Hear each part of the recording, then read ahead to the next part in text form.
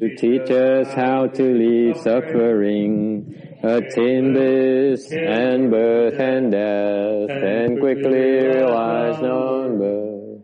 Cùng đến đại đức tận thinh, vì thứ pháp hồi cập nhật thiết chúng sanh.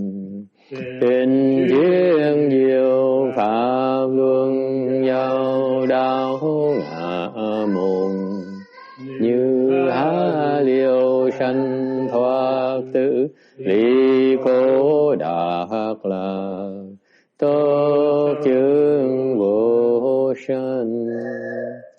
Homage to the blessed, noble, and perfectly enlightened one. Homage to the blessed, noble, and perfectly enlightened one. Namo Saranto Suche Ye Alahadi San Miao San Puto Ye. Namo Saranto Suche Ye Alahadi San Miao San Puto Ye. Namo Tadakta Toya Daya Alahade Tamil Tambo Da Toa.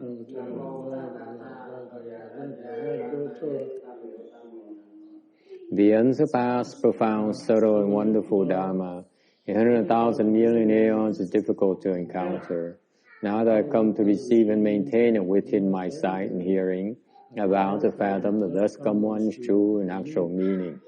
Wu sheng sheng sheng wei miao fa, bai jie wan jie nan sao yu, wo jin jian wen ze shou chi, yan jie ru lai zhen shi.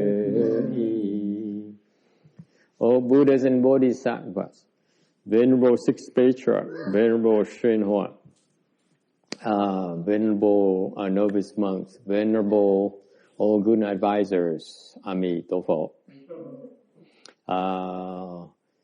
Chư Phổ Bồ Sát Liêu Tzu, Sư Phụ Sang人,各位沙弥,各位善知识, Ami Tofo.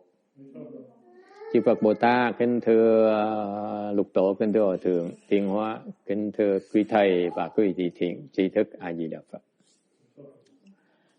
All right, we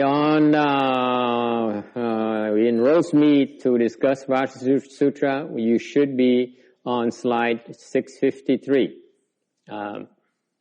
of the slideshow. I just added another slide this morning. So you should download the latest PDF file for the slides. All right. I didn't tell you during lunch that the reason the bird perked up afterwards is because he sat next right to me, and he got recharged. He got charged up. That's why. This is why when you bring children or people who are sick, they come to the temple, they feel better because the chi are shared with them, so they help clear up the problems. It's going to charge them up. Okay, so this is why the advantage. This is what most people don't realize when they're sick and they don't feel like going to the temple. Actually, contrary to common wisdom, ordinary wisdom, when you're sick, that's when you want to come to the temple because you get help, you get charged up. Okay, so even when you bring children to the temple, it's a very, very good thing for them. It actually. They getting help with the chi, gonna help them become healthier and stronger, improve their immune system. So it's a really, really good thing, okay, for children. This is why my master, when he was alive, he would encourage people to bring the children to the temple, and I would often hear noises and the sound of children in the background, they're crying or whatever, making noises, and it's perfectly okay. It's good for them, okay. And the energy, the temple, it has a very positive energy. That's why it helps. It helps the children tremendously. It's not only the bird got help with the infusion of chi, but also with positive energy. That's why he ascended. Does it make sense? There's no reason why we go from animal realm to the heavens, just like that, because you have, infusion of positive thoughts. Okay? That's what makes a difference. Does it make sense? Yes. Otherwise, it's supposed to stay in the animal realm. All right, 663. We're talking about the Sutra text says, can you see the Tathagata in the perfection of physical form? Okay, and Subhuti says, no, you cannot see the perfection of physical form. It refers to the reward body. Okay, I started by talking about the Buddha has 3 bodies: the transformation body, the reward body, and the Dharma body. Okay, and only the Buddhas, but also the high level Bodhisattvas have the same thing. They have 3 bodies as well. Okay, the Dharma body is not quite complete yet. Okay, but it's not as perfected as the Buddhas, but they also have this. Okay, the reward body is the second body of the Buddha has, and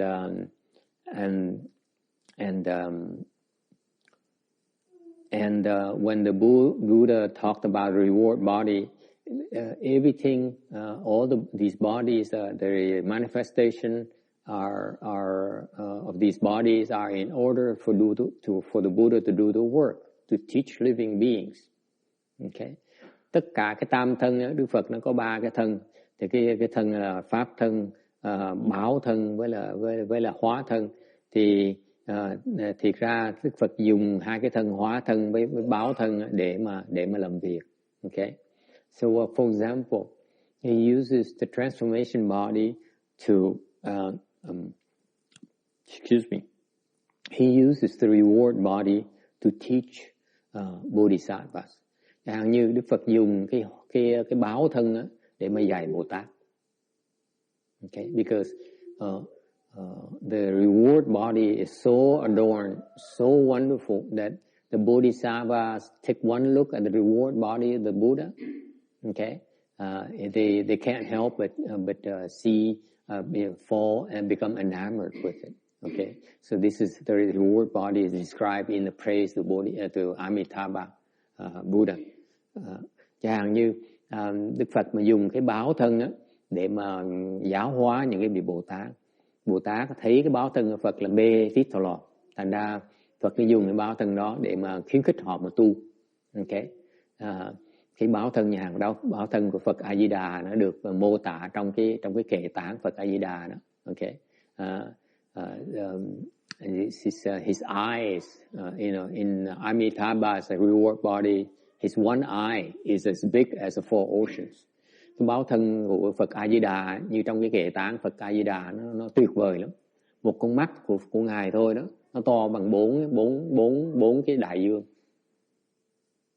One eye. Proportionally, this one eye here is about the size of 4 great oceans. Nó lớn như vậy. That's why the Bodhisattva say, wow, this is incredible. I like to have this too.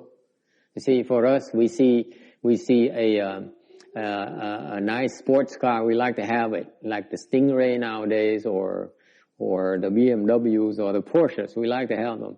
See, the Bodhisattvas, they look at the reward body and say, yeah, I like to have one too. Okay, that's the similar kind of reasoning. Okay, it's very impressive. When the Buddha says, when I talk about reward body, it's only for the express purpose of work. I'm not attached to it, nor should you. Okay? You should not see me as only the reward body. You don't see me as equating the reward body, your perception of the reward body as me, as a real Buddha. It's not. Okay? Thành trong cái kinh Phật nói, mặc dù cái báo thân này nó rất là tuyệt vời, nó rất là đẹp, nó rất là trang nghiêm, nhưng quý vị không thể nào chấp trước phải cái báo thân này. Okay? So this particular teaching here is directed at the Bodhisattva because the Buddha realizes that they too are attached to the reward body. Okay. Nên quý vị biết không? Cái phần kinh là cái phần kinh của Kim Cang. Cái phần này Đức Phật biết là các ngài Bồ Tát đó, họ có một cái khuyết điểm, họ rất mê cái báo thân của Phật.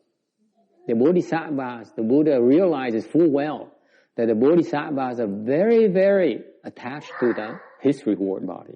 No two ways about it. It's the Bodhisattva's weakness. Okay. Các ngài Bồ Tát có cái khuyết điểm ở đó. Thành Phật mới dạy các con không nên chấp vào cái báo thân này. Okay. Alright. Any questions about that? Ai thắc mắc gì chỗ này không? Okay.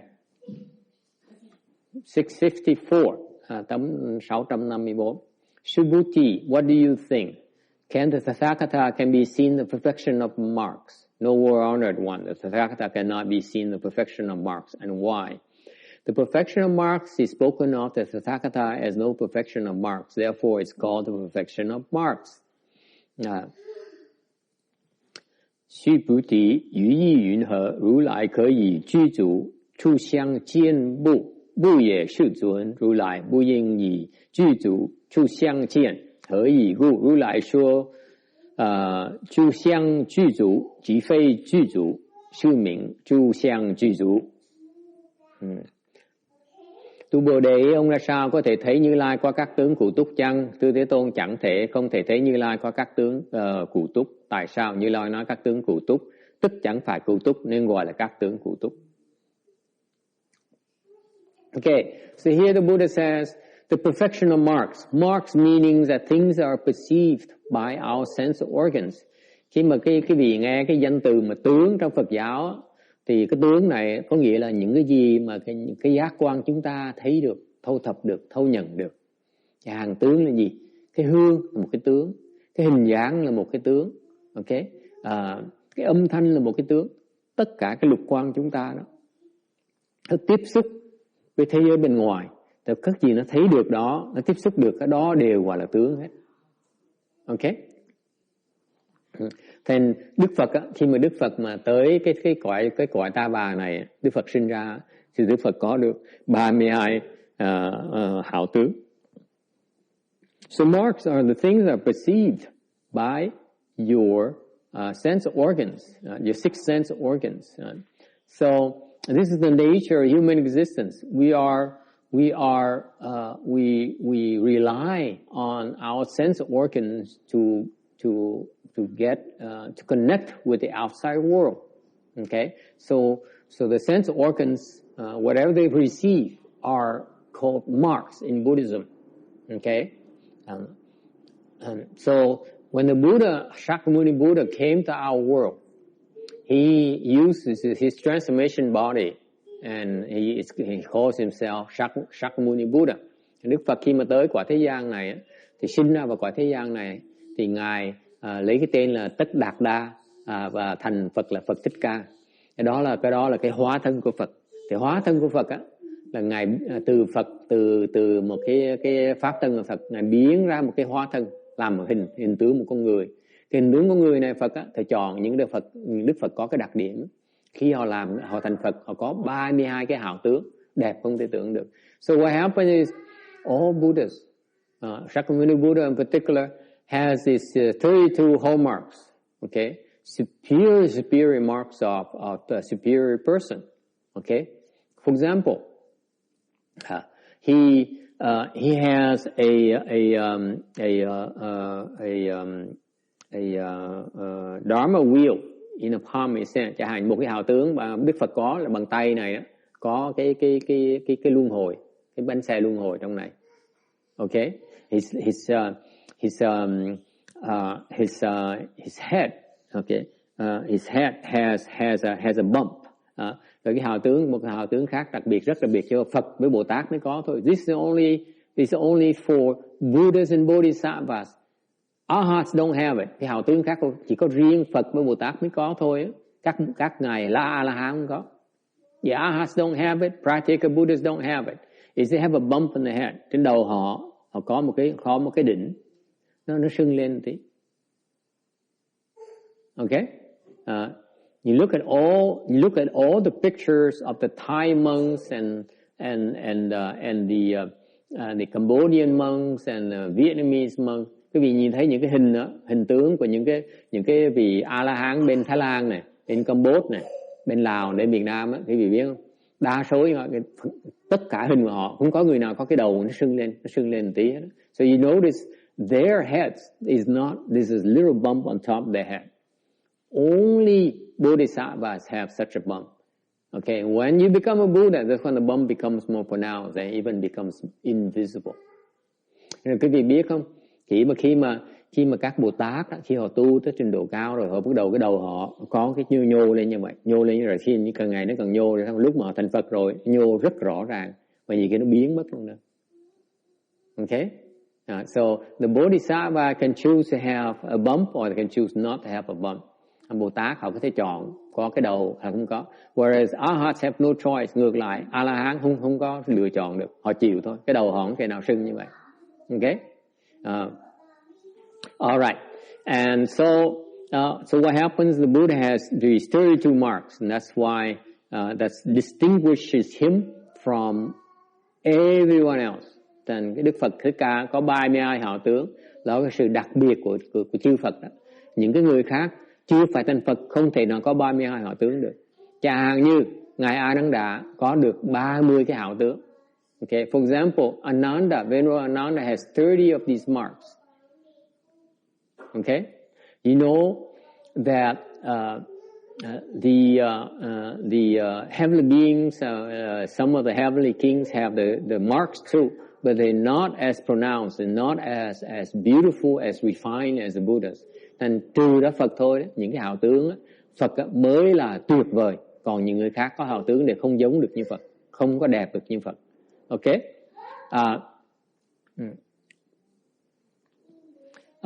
So the Buddha says, I'm a Buddha. Okay, you cannot look at me as a Buddha that has 32 hallmarks. Thành Đức Phật nói là quý vị không nên nhìn ta là Phật mà chấp vào những cái hào tướng của ta. Okay, you know that the 32 hallmarks are seen because he allows us to see them. Quý vị có biết không? Đức Phật á, mà có 32 hào tướng tại các ngài, quý vị thấy được tại Đức Phật cho phép chúng ta thấy. If he does not want you to see it, you cannot see anything. Khi mà Đức Phật mà không muốn quý vị thấy, quý vị không thể nào thấy được. You cannot see it. Okay? So, he says, so can you say that I'm a Buddha because I have 32 hallmarks? Okay, thành Đức Phật mới giảng trong phần kinh này, phần kinh Kim Cang này, Đức Phật hỏi là có phải ta là Phật tại vì ta có 30 hào tướng không? Thì ngài Tu Bồ Đề mới trả lời không có đâu. Không có đâu. Cái hào tướng mà ngài nói này, Đức Phật dạy này á, okay, thiệt ra chỉ là cái hào tướng để hiển ra cho cái người phàm phu thấy thôi. So what happened is that Subhuti understand. He says these 32 hallmarks appear because the Buddha wants us to see them for our sake only. Thành ngài Tu Bồ Đề mới hiểu rằng Đức Phật mà lộ cái 30 hào tướng này để cho chúng ta thấy. Okay? It's only an expedient, đó là một cái phương tiện để chúng ta thấy thôi. Chứ thiệt ra Phật đâu cần 30 hào tướng gọi là Phật. But you have to remember, the 32 hallmarks are not what defines the Buddha. It's only an expedient. Thành ra Phật, ngài Tu Bồ Đề hiểu rất rõ ràng, cái hào tướng chỉ là một cái pháp để Đức Phật dùng để mà giáo hóa chúng sanh. Okay? Thiệt ra trong cái trung đạo đó, thì ra đâu cần hào tướng mà để mà thành Phật. So what happened is in the middle way, you should not be attached to these hallmarks. Okay? Any questions about this? Why is it called perfection of marks? Tại sao nó gọi là cái hào tướng, cái cụ túc tướng? Why is it called perfection of marks? Does anyone know? Có ai biết tại sao gọi là cụ túc tướng không? It is the fruition of the perfection of the virtuous conducts. Những cái hảo tướng này đó, gọi là cụ túc tướng. Cụ túc có nghĩa là đầy đủ. Đầy đủ nghĩa là sao? Là Đức Phật đã từng tu các cái đức hạnh tới vẹn toàn luôn. So what happened is the Buddha practiced all these virtuous conducts to the point of perfection. That's why he would have these hallmarks of a superior person. Tại tu pháp tới nơi tới chốn thì tự động sẽ có những cái hảo tướng này. Okay? Any questions? Yeah. So how do you get these? Vajra asks very practical questions. He says, okay, it sounds good to me. So how do what do I need to do to get these 32 hallmarks? Okay? Thành ra, I don't know. Yes, text. Thầy không biết là thầy chưa có hảo tướng, thầy cũng chịu thôi. I say, I don't have any 32 hallmarks, so how do I know? Become a Buddha, and you can have it. Yeah, but what do you need to practice in order to have these 32 hallmarks? Well, you just said the virtuous conduct. Which ones? Which ones? All of them? Okay. Anyone else? Kim Điền, pháp gì con? Tu pháp gì mà ra hảo tướng được? Cô Quảng Ngân là cô rất là thực tế. Thầy nói trên trời dưới đất không? Thầy nói bây giờ tôi muốn cái hảo tướng số 1 đó. Nhưng mà sao? Tu pháp gì bây giờ? So Vajra is very practically says, you can talk all the 32 hallmarks and 80 subtle characteristics, that's fine to me. But tell me one thing I do. Okay? Mà sao bây giờ? Very good. Pháp đầu tiên là pháp bố thí. The first dharma you practice in Mahayana is giving. The first thing you do is you give. Cái pháp đầu tiên hết đó là pháp bố thí.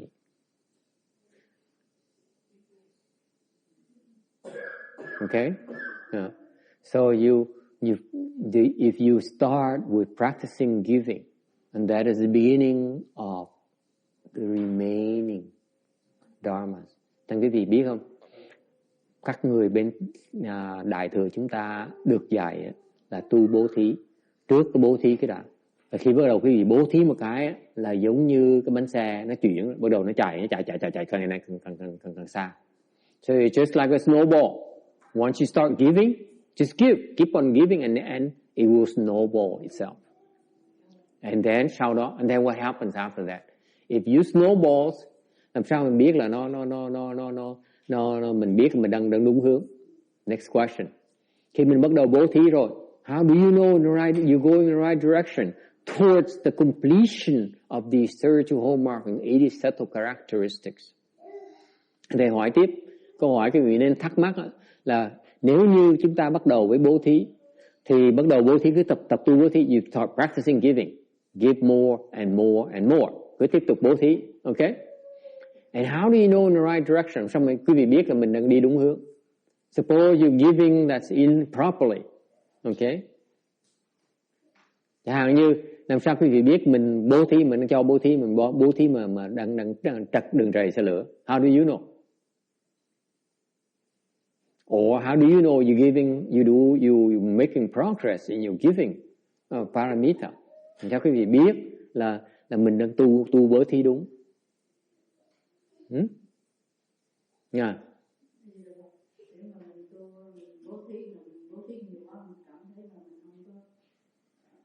Thế cho nhiều quá rồi thôi nhiều. So she says, if you give and then you say, well, someday you get up and say, I'm giving too much, I better cut back. Is that the right direction or wrong direction? Mình dậy mình nói bữa này mình cho nhiều quá rồi, thôi vừa thôi. Thế này là mình phải trung đạo. I have to go back to the middle way. I should give less. Is that the right direction or wrong direction?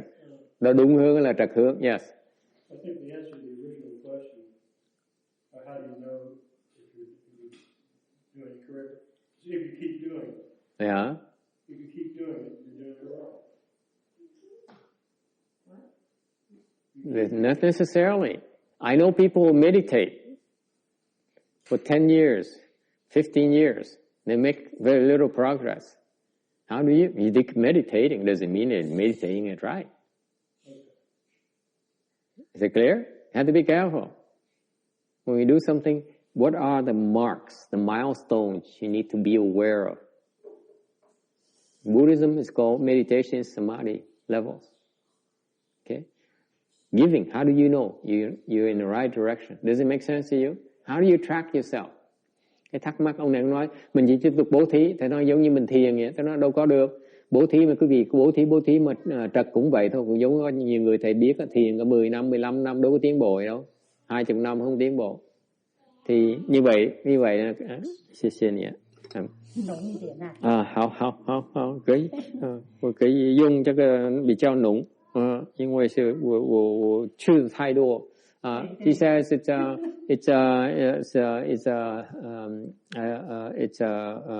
thicker tea, heavier tea. I say, yeah, I can use heavy tea because I have such a heavy lunch. Sao đi rồi? Sao mình biết được? Sao mình biết mình bố thí đúng được? Chẳng như mình thiền đâu có tiến bộ nữa, thiền cũng vậy thôi. How do you know? You don't think about it, you just continue. Mình cho mình nữa. Then you just throwing your money out the window. That's what you're telling me. Okay, I don't think about it. Here. You are frivolous. Huh? Do thế hả? How do you know? How do you know? Huh?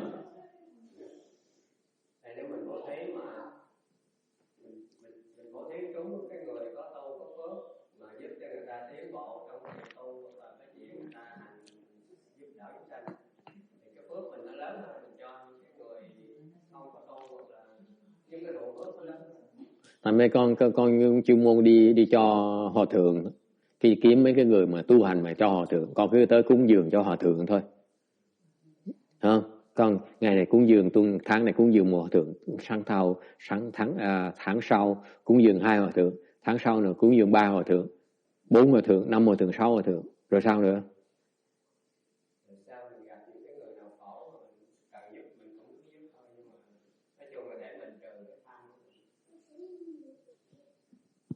How do you know? How do you know you're on the right track? He says, I need to find virtuous people to give. So I say, okay, so you give the high level Sangha 1. Next month, give it to 2, 3, 4, 5. And then what? How do you know?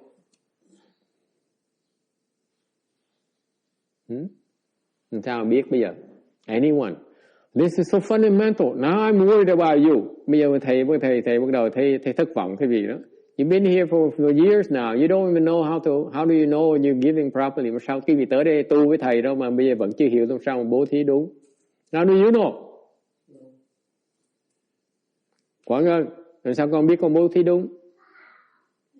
Nhưng mà mình cứ cúng dường mấy gì mà A La Hán hoặc là mấy gì Bồ Tát thì nhiều khi những người đó nhìn mình đó thì mình biết hơn mình đi nhìn người ta, mà những người mà A La Hán mình đi cúng dường nhiều khi đó đi biết mình là cái tâm giả cũng không cho mình gặp. You have to be truthful to these people, then they will manifest themselves and help you. Yes, sir. That doesn't have to do with dedicating the merit. Dedicating the merit?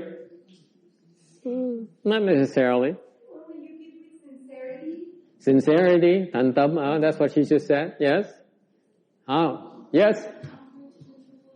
Offering triple rule. Okay. Cúng dường tam bảo, kim điển. You see, I'm not attached to results. I just give. She's just like Anna here. She just gives away. And says, I don't care. I give. Just take it. Go. Yes. Anyone? I was just going to mention the Vajra Sutra says, not being attached to the mark of giving when you give. Yeah. Okay, I'm fishing, but no one is getting close. Yes, Vicky, you said something? Good lunch, by the way. Thank you. How do you know you're giving properly? Làm sao mà biết? Oh, you should try their beef satay. Oh, it's deadly. And how do you know? Sao cái gì biết? How about if you yourself feel happier? Close. Yes? If the receiver is satisfied with the gift. Boy, are you in trouble, Tex. The problem I have is this. I give and they say, give some more. Give me more. I'm happy when you give me more. Is that good? You make them greedier. It's not good. This is why I don't like it. I don't like to give because it makes people more greedy. When people become more greedy because I give them, when I give them, I don't give anymore. You understand? Yeah. Ông nói là mình cho của bố thí mà người ta sung sướng, ta hạnh phúc, người ta nói đâu có được. Cái người mà phàm phu mình cho người ta càng đòi.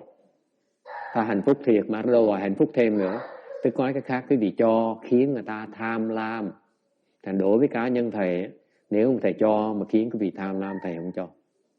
Chừng nào cái vị không tham lam, thầy mới cho. When you're not greedy, it's what I give you. When you're greedy, I don't give you. Okay? Because if I give you and I make you greedier, I'm not helping you. Tại vì cái cá nhân thầy vậy, nếu thầy cho cái vị mà khiến cho cái vị tham lam hơn á, thì cái vị thầy cho cái vị làm cái gì? Thầy đang hại cái vị.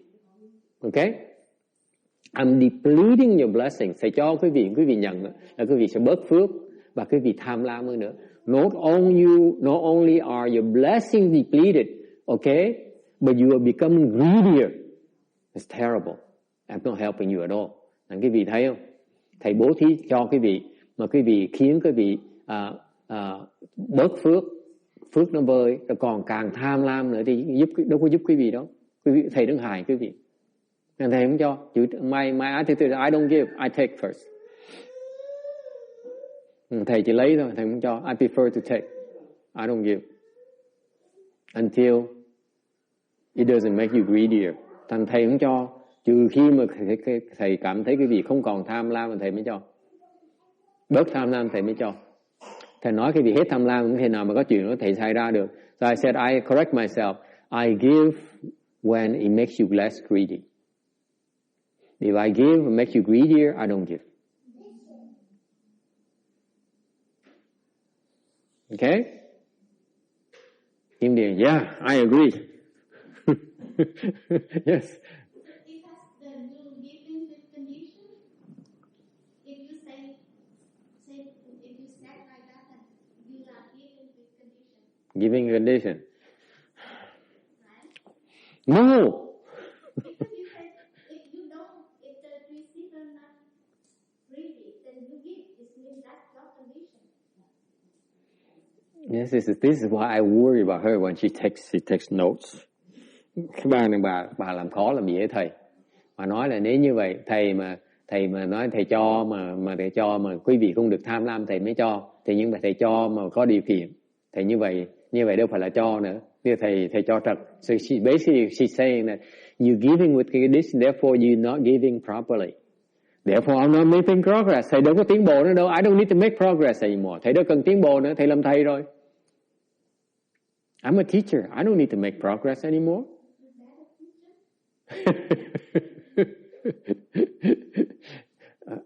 You should not change place. You're too close to me. Cái bà này quá gần thầy, đang phải đẩy ra sau, ngồi sau xa tí. Okay. Will someone come to my protection? Vicky, would you like to come to my protection? Có ai muốn bảo vệ cho thầy không? Binh vực cho thầy không? Có Ngân. Dọc về thầy, nó thầy cho mà với điều kiện, thầy cho mà đòi hỏi. Mà thầy hỏi thầy đâu, thầy có quyền cho mà đòi hỏi tại vì thầy làm thầy rồi. Và bà nói là nếu mà thầy làm thầy, thầy phải cho để mà thầy phải cần tiến bộ để thầy làm thầy giỏi hơn nữa. Muốn giúp thầy không? Thầy, cái quan điểm của thầy rất là đúng là mình cho người đó là để người đó có cái lợi về cái đói khát hoặc là về cái gì đó. Mà đối với thầy là một người của Tam Bảo, nếu mà thầy cho cái người đó nhận thì họ sẽ lấy phước của thầy cái phước của họ bị tổn đi, cho nên rốt cuộc thầy hại họ chứ đâu phải thầy cho đâu, cho nên thầy không cho là đúng. Con nghĩ sao? Có 1.000 đồng mà tôi mất có 1 triệu đô thì phước lỗ. Con nghĩ sao? Con không tin. Giống như cái ông thầy Tích Lan, không tin. Dạy 3 tháng gỡ cổ. Ngày nào không nhớ phát cho ông nghe hết. 3 tháng xong tôi không tin. Điên cái đầu luôn. Thầy tái mặt luôn. Trời đất ơi, 3 tháng mà tôi giảng, tôi nói pháp mà tôi gân cổ, mặt tôi nổi gân hết. Mà thầy không tin nữa, tôi làm gì bây giờ? This is happened to the Sri Lankan monk. I spent 3 months on purpose to explain Dharma to him every day. And after 3 months, he says, I don't believe you. I'm not impressed. Cái pháp thầy tôi không thấy gì hay hết á. I'm not impressed that you can help others. I'm not impressed you can chase ghosts. I'm not impressed you can do rebirth. I'm not impressed you can explain Dharma Mahayana. 3 months. What to do? Sao? So it's like Kim Điên is not impressed after 3 years. Cái cô này 3 năm cô cũng phục nữa. Yes.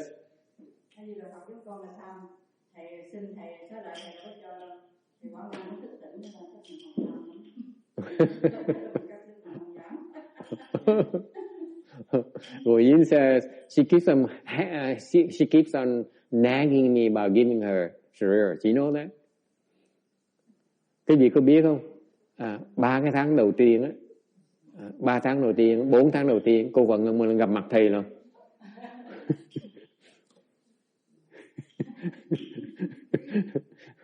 Bốn tháng đầu vô tay cứ ngửi đùng á, mình thấy cái mặt bà là mình thấy mình sợ rồi.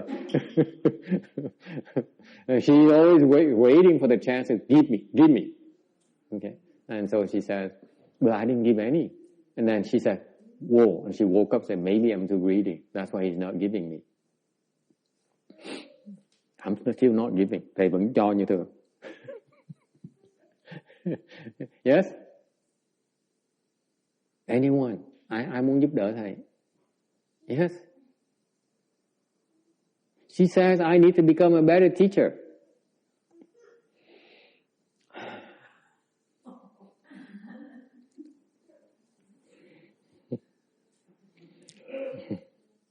She's lucky. I'm a good mood today. Ngày hôm nay thầy vui vẻ lắm á. Mới giúp được con chim này vui vẻ. We just help a sparrow. She says, I'm giving with conditions. Cô này cô chỉ trích thầy. Cô nói là thầy cho mà điều kiện. I'm giving with conditions. In other words, Master, you're so petty. Nói cái khác, thầy nhỏ nhen quá. Cho mà có điều kiện. Cho mà đòi hỏi thì cho làm cái gì? Yes. Well, it seems like a very reasonable condition, which is that the person accepts what you're giving. That's a pretty reasonable condition. Con đồng ý mà người cho. You agree with me that if person says, I don't give unless you meet my conditions, okay? That is being petty. Đồng ý không con? Con đồng ý là người cho, nhất thầy cho, nó tôi cho với điều kiện là người thầy đó mà bỏn sẻn phải không con? Nhỏ nhen phải không con? Gật đầu đi, sao hết á? Cùng lắm là tuần sau con phải tới thôi à. She said, I said, you agree with me that if such a person is very petty and particular, a master who says, I only give you because I have some conditions and come with strings attached, that master is very petty. He says, yes, not only master, but everyone.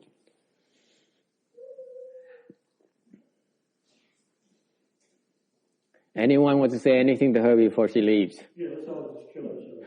It's hopeless. Huh?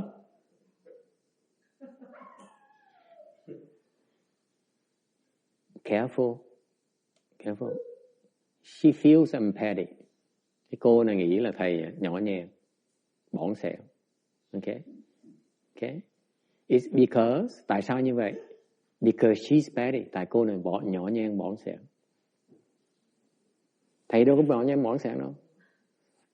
To tell you the truth, I don't feel petty at all. I feel very normal. Huh? You ask me, I tell you, I feel very normal. This is how I give. Thầy cho là cho như vậy đó. Okay? However, khi thầy cho như vậy á, do I ask you? I said, I give you, but with the condition that you cannot be greedy. Do you ever do that? Có một lúc mà trong mấy năm quý vị tới chùa này, mỗi lần thầy cho cái gì đó, quý vị thầy có đòi hỏi, chẳng như thầy nói, bữa nay quý vị mời quý vị đi ăn trưa, mặc dầu có đầu bếp nấu xong hết rồi đó, thầy mời quý vị đi ăn trưa, thầy mới nói, ăn trưa với điều kiện quý vị không được tham ăn. Có bao giờ thầy nói như vậy không? I ask you, the last all the years you've been here, I ask you, I say, let's go to lunch today. A perfect lunch is being prepared for you. And I only have one condition. When you go to lunch, you cannot be greedy for flavors. Do you ever do that? What do you mean nodding your head? That's right. Never. Right? Đúng không? Thầy đâu có đặt điều kiện đâu. I never pose any conditions. Honest to God. Đúng không con? Okay? So I don't demand anything. I just don't give as long as you're greedy. And you get it. You don't get it, tough luck. Thành quý vị hiểu, thầy khi mà quý vị còn tham lam, thầy không chịu cho. Chứ thầy đâu có đòi gì đâu. Đúng không? I don't ask you to be less greedy. I let you become upset at me, thinking I'm stingy and petty. Thành thầy á, cho, thầy thấy quý vị còn tham lam, thầy không có cho. Thầy để quý vị nổi giận, trách thầy là nhỏ nhen, bần tiện, bủn xỉn. Ok? Đó. Tại vì nó lộ cái tâm bọn nhỏ nhen, bủn xỉn quý vị. Chứ đâu thầy đâu có đòi hỏi đâu. I don't make any demands. It's your pettiness that shows. It's ambiguous sometimes because when you spoke to us about giving, it is when we give, don't ask and don't question if the other person when we become judgmental when we give, you know, asking, are you gonna eat your hamburger or are you just gonna drink? Yeah, I have some conditions. I will give you, but you must. That's conditions. What she's assuming, a lot of people who fail, who don't understand is that she's assuming I'm making demands. I'm not making any demands. I simply don't give you if I see you greedy. I don't give you. I don't make any demands, that's all. You see the difference? I see the difference and you explain like that, but in your mind you set a condition. I see that person greedy and I give it. Let me translate in Vietnamese. This woman is very hard-headed. Cái cô này rất là ngoan cố. Cô nói á, hey!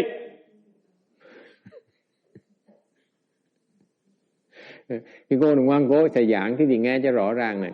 Cô nói á, thầy nói là khi mà thầy cho, ok, thầy không đặt điều kiện. Thầy hoàn toàn không đặt điều kiện với ai hết đó.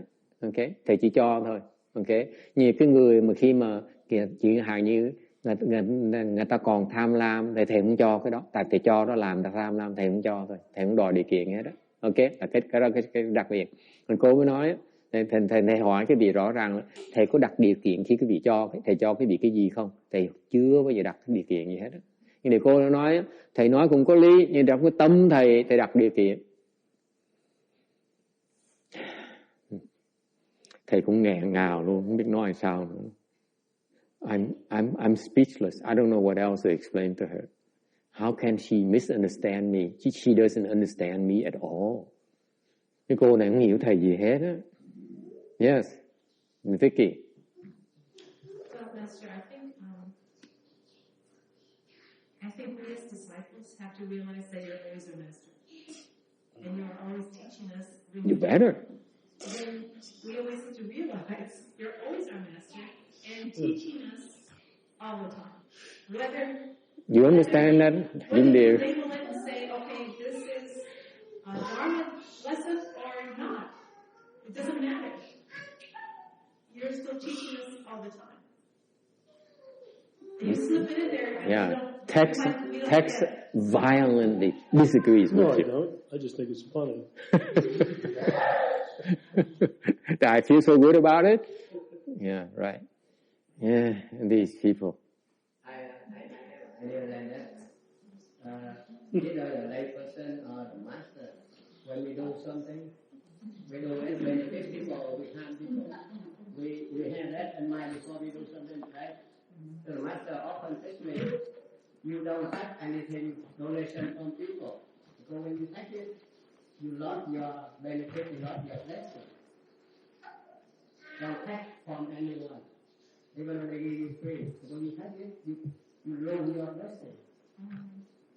Just like you have a meal, someone offered you a meal or lunch, you eat it, because you have already planned the blessing before. So that day, that moment you have something go to you. Then you spend some of your blessing in the back. So the master don't give anything to anyone because he goes the left from life, not like everyone. We want to benefit to everyone, any living being. So when you give him her something, you think about you harm her, you benefit her. That's why he don't give you something because it make you more suffering, make you more trouble. So he don't give it. That's how you go. Out of what I learned to do. And you give your children the same thing. Kim Liên. Then I feel they work or make them work.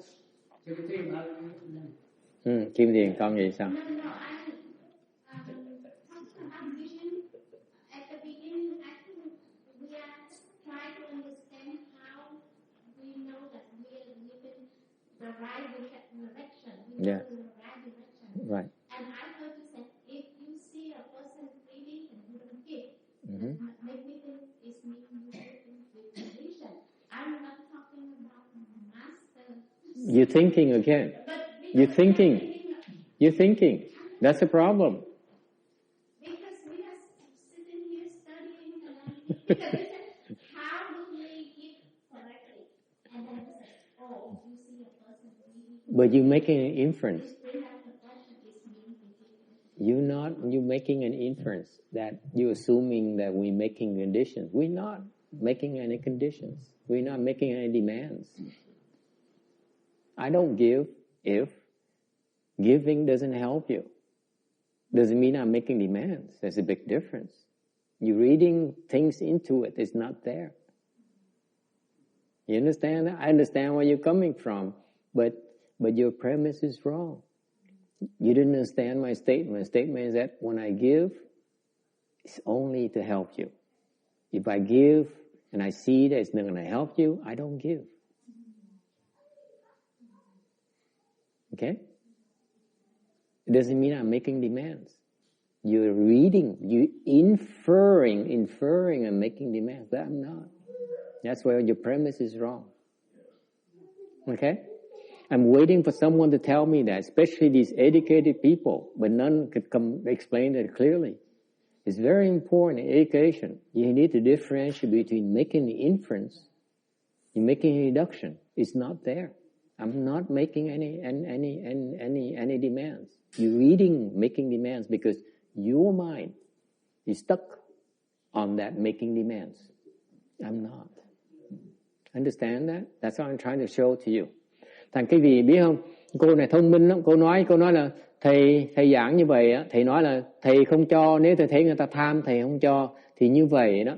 Thì con nghĩ là thầy, cái tâm thầy nó còn có đặt điều kiện, còn đòi hỏi. Thầy nói không có. Con nghe cho kỹ này. Lúc mà thầy nói như vậy, nếu như thầy thấy cái người này mà thầy sắp cho mà người ta tham lam thầy không cho, không có nghĩa là thầy bắt người ta không tham lam thầy mới cho. Nó khác nhau nhiều lắm. Hiểu không? Nếu người ta còn tham lam thầy cho, thầy không giúp người ta được. Còn chừng nào người ta mà cái đó nó khác với là mình nói là người ta còn tham lam, mình chỉ cho với điều kiện người ta không được tham lam. Cái đó là có điều kiện. Còn cái này trong tâm thầy không có điều kiện, thầy nói mình cho như vậy không có lợi gì người ta, mình không cho thôi. Mình cho như vậy hại người ta, mình không cho. You understand the difference? In my mind, I see you being greedy. I said, you're greedy, therefore I give this to you, it's going to harm you, it's not going to help you. Therefore I don't give you, because I want to help you. Cái tâm thầy muốn giúp quý vị. Thành thầy mới cho, thầy cho để giúp quý vị, không phải cho để làm, để hại quý vị. What I give to you is to help you, not to hurt you. Okay? But it doesn't mean I'm making demands. Đúng nghĩa thầy phải đòi hỏi đâu. She's reading and making demands because her mind is petty. That's what I try to point out to you. Thành thầy nói như vậy cho cô thấy rằng á, cô đọc cái tâm cô đọc khi cô nghe như vậy, cô bực lên, cô nói như vậy là ông thầy nó đặt điều kiện. Nó tại cái tâm cô đặt điều kiện, cô mới còn nghĩ được như vậy. Đây là cái tế nhị mà cô không thấy được. Thầy phải bỏ 15 phút để dạy cho cô, mọi người thấy, để coi thử ai thấy được như vậy không. Thì quý vị cũng thấy được cái rõ ràng. Cái tâm mình nó tế nhị lắm. I just pointed out to you how subtle your mind works. Not just her, your mind as well. Because you did not see that. That's why, that's my proof. Ngày nay thầy bỏ 10 phút nói cái chuyện này á, là để cho quý vị thấy tất cả cái tâm quý vị đó vẫn còn nhỏ nhen. Quý vị thấy đó không được. Hiểu chưa? Thì vì còn nhỏ nhen, quý vị vẫn nghĩ là cô này có lý, cô đặt điều kiện. Thiệt ra tâm thầy đâu có đặt điều kiện, tâm cô mới đặt điều kiện. Tâm quý vị còn đặt điều kiện là quý vị cũng thấy được cái nhỏ nhen rồi đó. Tại quý vị còn nhỏ nhen như cô này luôn. You understand that? You are still petty like she is. Because you cannot even see that she's being petty. She's making an inference. I'm making demands. I didn't, in my statement, I never made any demands. I said, I'm giving you to help you. That's why I give you. Okay? If I see that if you're greedy, I help you will hurt you, I don't give. I'm not saying I'm making demands at all. But she's reading as I'm making demands. And you did not even see it. Therefore, you're the same thing as she is. That's my proof. Did you agree, Mr. Texas? Yes. You're still petty like she is. That's why you can't even see it. Tất cả quý vị đều còn nhỏ nhen như cổ. Thành quý vị cũng thấy được cái nhỏ nhen đó. Is it clear? You need to give more. Quý vị phải tiếp tục bố thí. That's my conclusion. Okay. Checks are okay. Tiền, check, credit card, cái gì cũng được hết á. Yes. The meaning of giving, it can be also applied to any other way of giving. Yes, any form. 3 forms giving. 3 forms giving. Wealth, dharma, and fearlessness. You give all 3. Wealth, money, dharma, fearlessness. Comfort people. Okay, Master. And when we see that we are giving, when we give, and we see the actually when we give and we damage other people. You don't worry about it at your level because you're still petty. So the next question is, if I'm still petty, what do I do?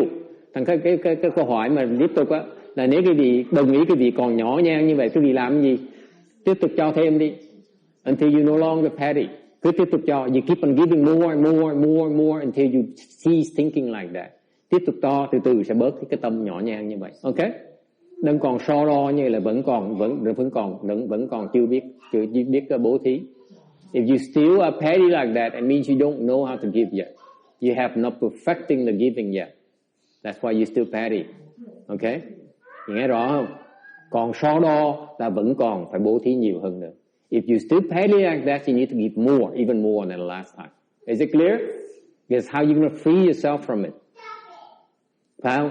Khi mình thấy còn nhỏ nhen, mình phải cho nhiều hơn nữa để mình bớt cái bỏng sẻn. Mình phải, nếu mình cho mà ít hơn hoặc là cho như lúc trước thì cái tâm mình vẫn còn bỏng sẻn như thường. Cái duy nhất còn bỏng sẻn phải cho thêm nữa. Có hiểu không? You give more. That's how you free yourself from it. Nó giản dị lắm. Mình cứ cho thêm. If you feel you're petty, give more. It's simple as that. You're petty because you still think you cannot let go. So give more until you let go of this. Is it clear? Yes, sir. Did you have a comment, question? No, you're talking about conditions, the difference between demands and conditions. But as it happens, everything in this world comes about from conditions. So you can't be complaining that there's a condition on something. No, sir. My teacher gave to me And he never made any demands of me. He never asked me anything. I'm talking about conditions, not demands. There's a difference. No, he never made have any condition of demand. Doesn't matter. He never asked for anything. Never. You don't know that? That's what's fascinating to me. He never asked me of anything. He never demanded anything. He never said, you got to do this for me to give you. No, ever. Never. Ông này cũng nói là cái điều kiện hay là đòi hỏi nó khác biệt nhau, mình biết là bao nhiêu. Thầy nói trong thế gian này cái gì phải có điều kiện, gì có sự điều kiện đòi hỏi mới được. Thầy nói cái đòi hỏi điều kiện nó quan trọng. Cái quan trọng nhất á, trong thế gian có những người mà cho mà không đòi hỏi, không điều kiện. Ai? Ngài Thiên Hóa chẳng hạn. Đối với thầy đó, Ngài Thiên Hóa đã cho biết bao nhiêu mà không bao giờ hỏi một cái gì, không bao giờ đặt một điều kiện gì hết. Okay? That's what I saw. My personal experience. That's why I said, wow, this is what I need to learn. Thành nếu ông thầy được ông thầy như vậy, thầy mới muốn bắt chước. Hiểu không? Mình thấy được cái gương người ta. You see this person behaving towards you like that. That's when you say, wow, that's it. That's what I want to. This is what is perfection of giving is. Đây là cái sự vẹn toàn của cái pháp bố thí. No demands. Không có đòi hỏi, chỉ cho thôi. Okay? Any questions?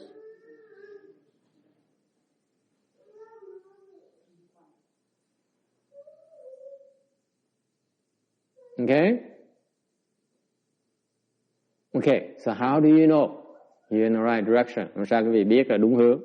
Cô Kim Điềm vẫn chưa thỏa mãn như thường. Yes. Yes, petty. Bỗng nhiên bớt bỏng sẻn.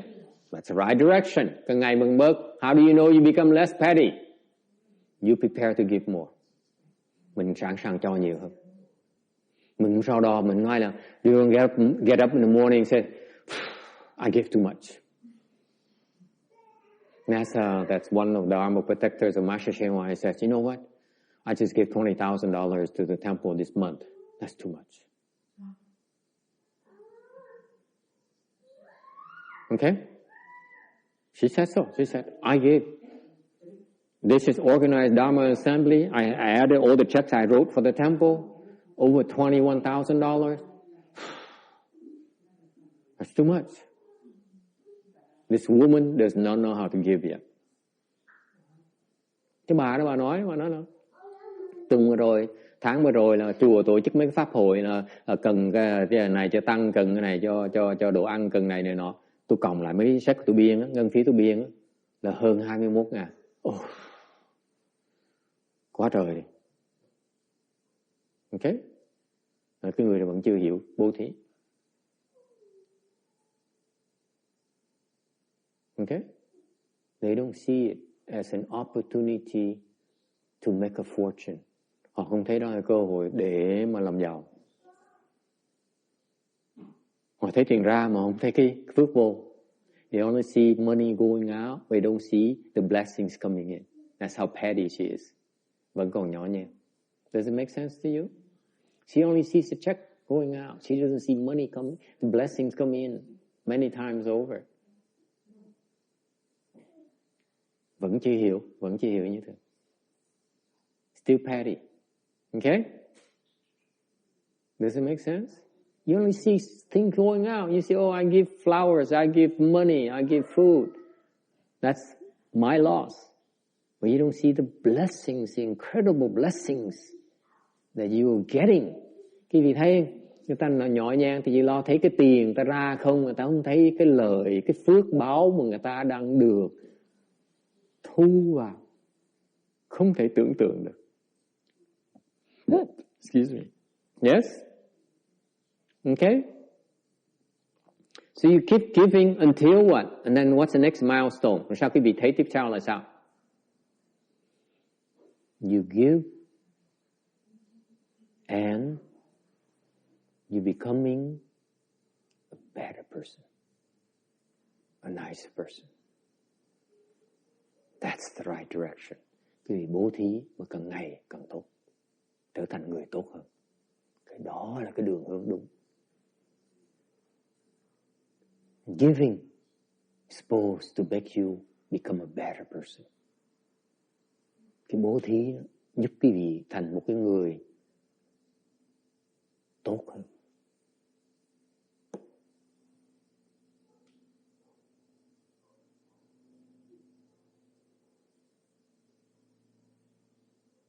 You become a nicer person. You know what? Tại sao như vậy? Là cái tâm một cái người cho đó, một cái tâm tốt. See, it takes a kind heart to give. So all you have now, the act of kindness. Quý vị chỉ còn cho vì cái tâm từ của mình thôi, cái tâm tốt của mình thôi mà cho thôi, không cần biết nữa. Lúc đó cái phước quý vị nó không thể tưởng tượng được. Okay? If you give for the sake of giving, out of kindness, okay, your blessings are incredible.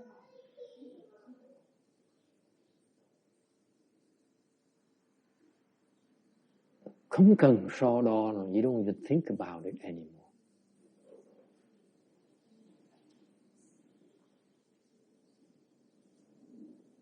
Okay? Any questions? You know, this is what between family members is called what? Love. You give. Giữa gia đình mình, thân nhân mình ngoài đó là thương yêu nhau. Mình chỉ cho thôi. Mình chỉ cho thôi. You just give. You give to your son. You give it to your daughter. That's it.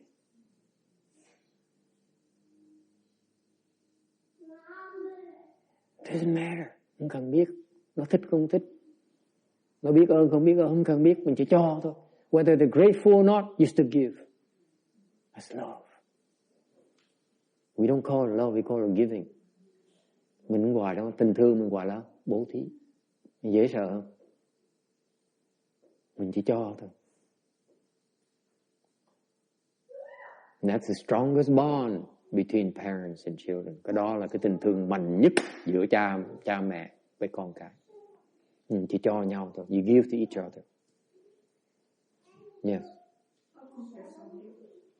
I get really, really frustrated. They're so ungrateful, aren't they? It's easier said than done. You see these faces, they keep on, give me more, give me more, give me more.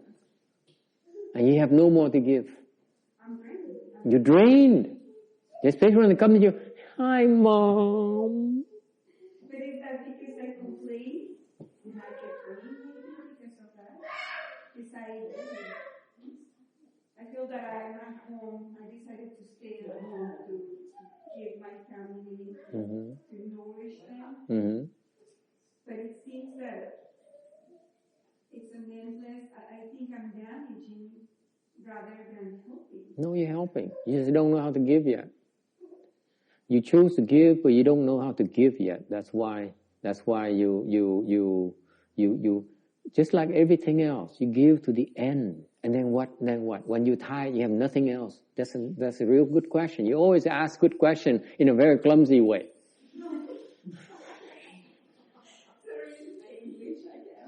Cái bà nào hỏi hay lắm, bà hỏi ý chóc à. Bà nói là tôi phải thú thật với thầy á, là tôi có vấn đề này. Tôi chọn ở nhà để mà cho con cái, chồng cho con tôi, cho chồng tôi, ok, cho gia đình tôi.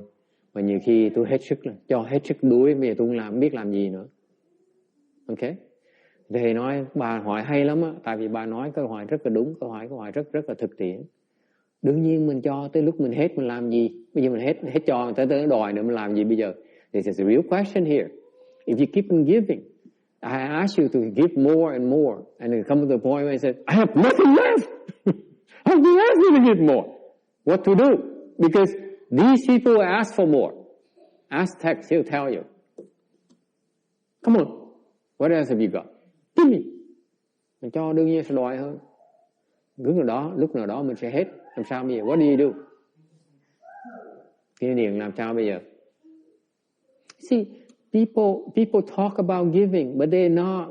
I don't even talk about these issues. Why? Because people don't really give at all. Because they give a little bit and say, oh, that's too much already. So it becomes a moot point. The real thing is that between family members, I give, but then I run out of steam. I have nothing left to give. What do I do? Làm sao bây giờ? Mình cho, mình hết sức thì mình làm bây giờ? Yes? Yes. Meditate. Thiền.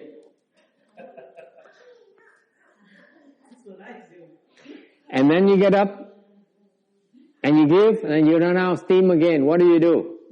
Meditate some more. Họ nói ngồi thiền đi. Thầy nói ngồi thiền xong đứng dậy có sức cho tiếp xong rồi hết sức làm sao? Thiền tiếp.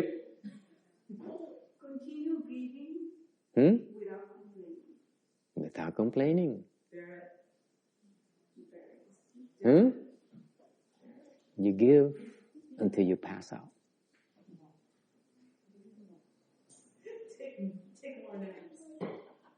Don't complain. Complaining is wrong. Yelling your husband is wrong. What?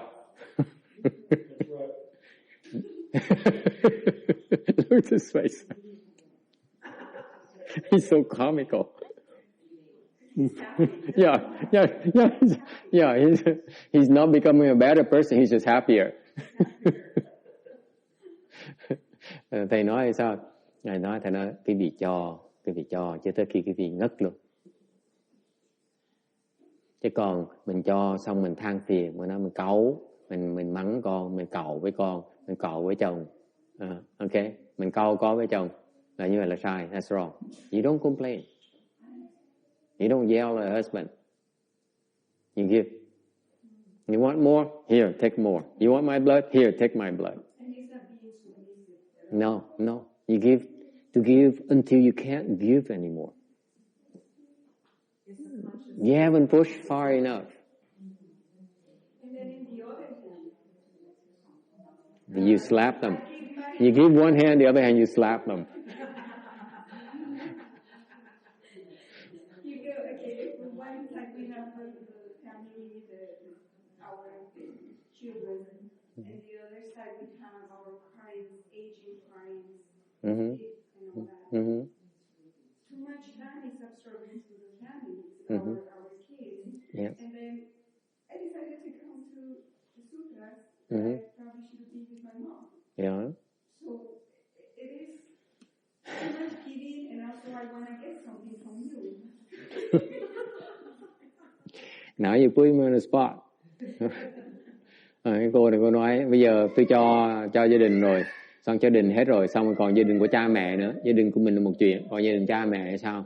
Bây giờ mình cho gia đình mình hết rồi, sau mình hết sức mình tới chùa thì mình thắc mắc, mình nói là mình ấy nấy, mình nói phải chi mình thì giờ mình tới chùa để mình cho về gia đình của cha mẹ mình, ok? Thế bây giờ sao bây giờ? Thầy nói nhiều thầy kẹt quá, thầy con làm thầy kẹt quá, thầy không biết trả lời sao nữa. Thầy muốn tới chùa, nói tới chùa thì cũng không xong, mà nói cho cha mẹ cũng không xong nữa. Làm sao bây giờ? What did she do?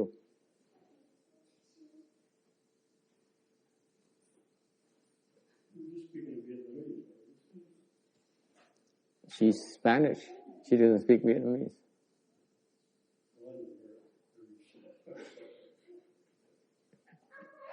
So what to do? You need to come to the temple to learn how to give.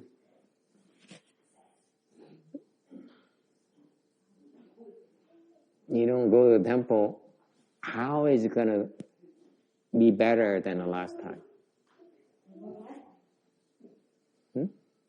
You've been doing it wrong all this time.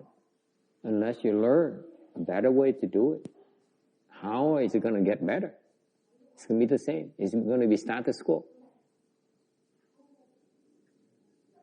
Okay? So my unbiased advice, go to the temple. Quý vị thấy không?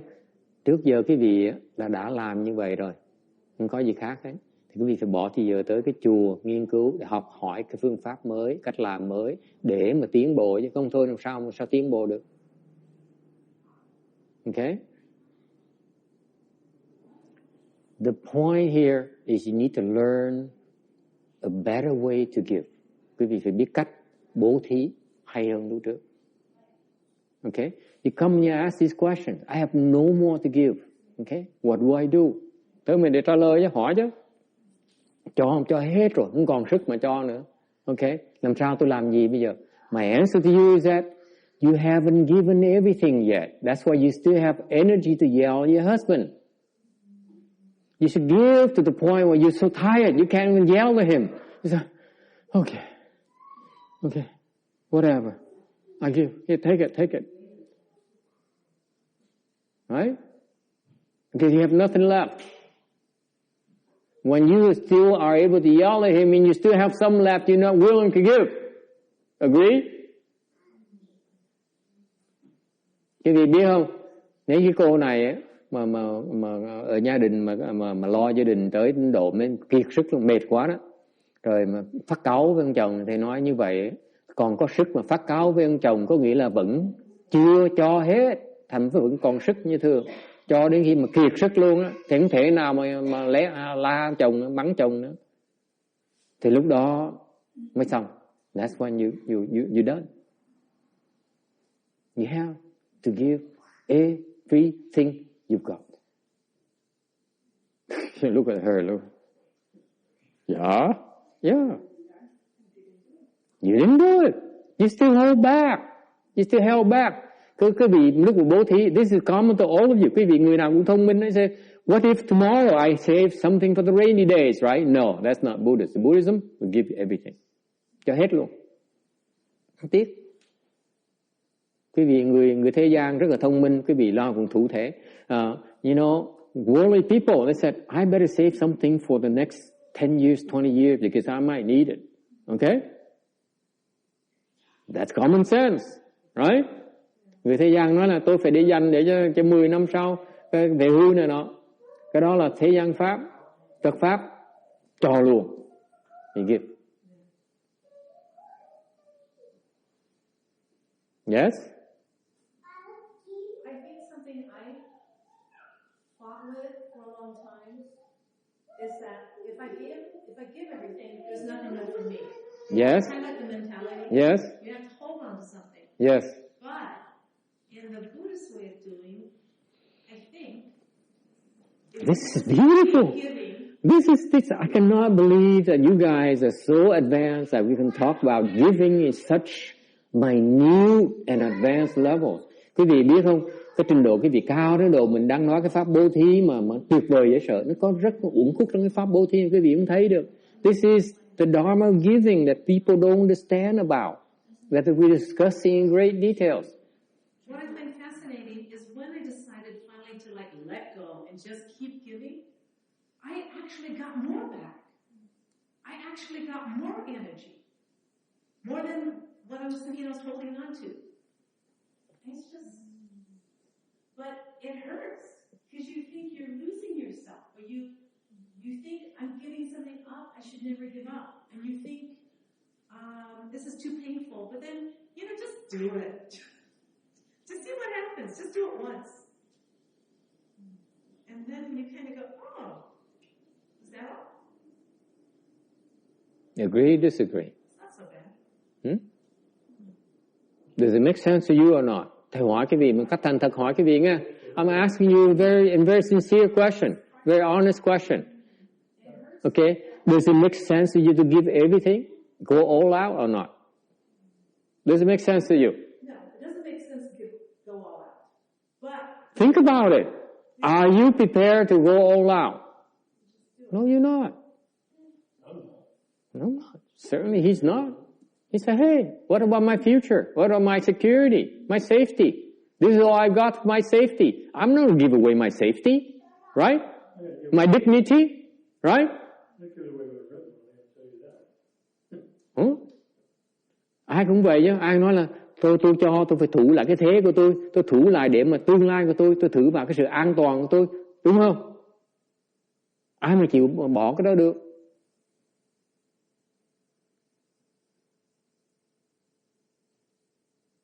Agree or disagree? Yes. when you say that give all you can, give it all out. That's a big heart, for like if that was the Buddha heart, give all out, like with really satisfaction at yourself, you don't have to worry, and then you can just give and give. But I see like one of my sisters, like you said, it's easy to your kid or your husband to give all you can. Right. But sometimes I think giving so much, I think if the other person, the giver, is hard for that person because, for example, like my sister, right? She always gives to her husband to the point that even her kids say, "Mom, is mom spoiled dad?" And at first I didn't understand why they have this problem with the family. But because, before everything he wants, he just gives him. He doesn't have to worry about anything. Like he just works, his money he has. My sister pays the mortgage, pays for his car, pays for his insurance. What the money he left, he go play. What, gamble? What's wrong with that? Huh? What's wrong with that? What's wrong with that? And he come back and ask for more. And then What's wrong with that? You're supposed to give.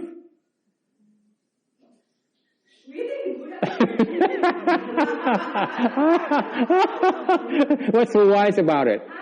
Huh? What's so wise about it? Huh? Yeah. What's so wise about it? I just ask it. Con nghe có hiểu?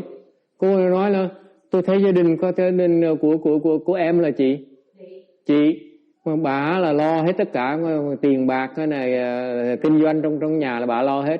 Ông chồng giữ tiền ổng á, rồi ông lên đi chơi, ông đánh bạc, uống rượu, rồi đi đánh bạc, đi chơi bời với bạn bè, xong về đòi xin tiền nữa, rồi bà cho, rồi bà thì nó cứ cho bao nhiêu thì ông đòi bấy nhiêu, đưa bao nhiêu thì ông xài bấy nhiêu, thì chừng nào mới đủ. Thì có trí huệ trong cái gì hay rồi, cái cho nhưng mà có hay gì ở đó? Hả? Có.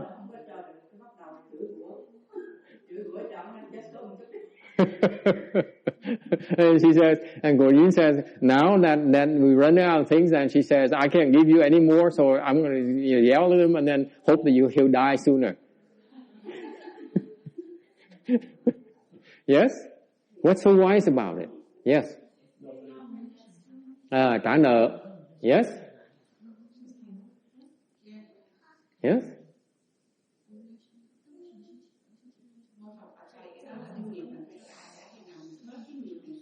Yeah, you have to pay off your karmic debts.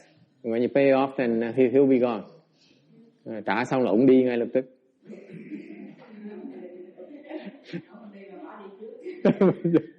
He said, maybe you go first. Huh? What's so wise about it? What's so wise about it?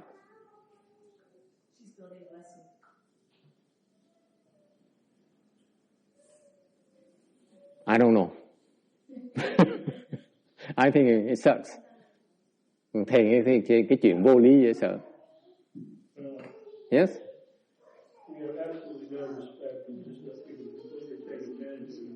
Chúng ta lợi dụng mình.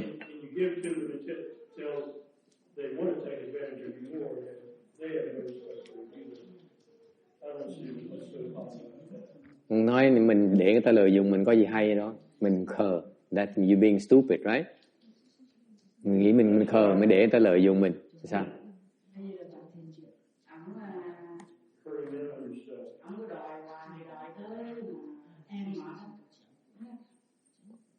Mày nó có bỏ bùa bỏ mẹ em đâu. Mày nhớ thì không hãy tập. Nói trước mặt ổng là mày nó không có bỏ bùa bỏ mẹ em đâu không. Mày như người hãy tập vậy đó. Mày không biết sao mẹ em đâu theo mày nó đâu không biết.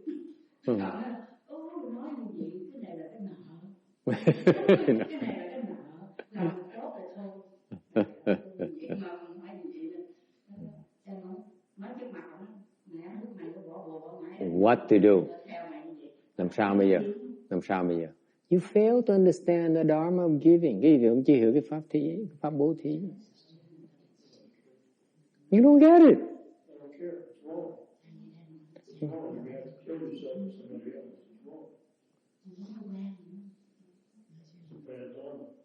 It's a bad dharma. Ông nói là this is bad dharma to hurt yourself like that. It doesn't work. It's nonsense. The Buddha is wrong. Phật dạy sai rồi. He wouldn't do it. He was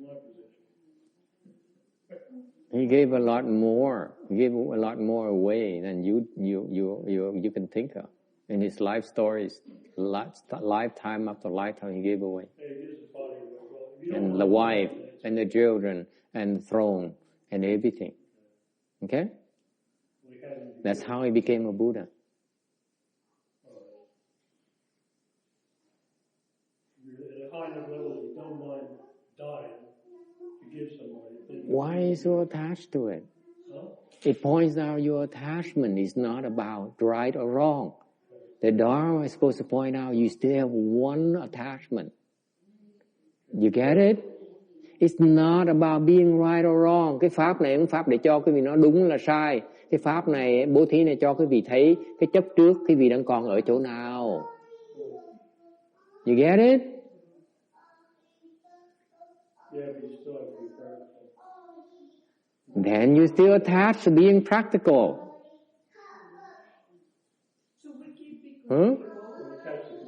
No, the giving, when you hesitate and you don't want to give, that's a clear indicator you still attachment.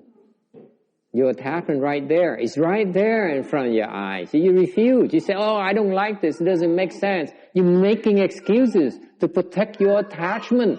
That's all you're doing. And you think you're right. And you think the Buddha is wrong. And Master is wrong in particular.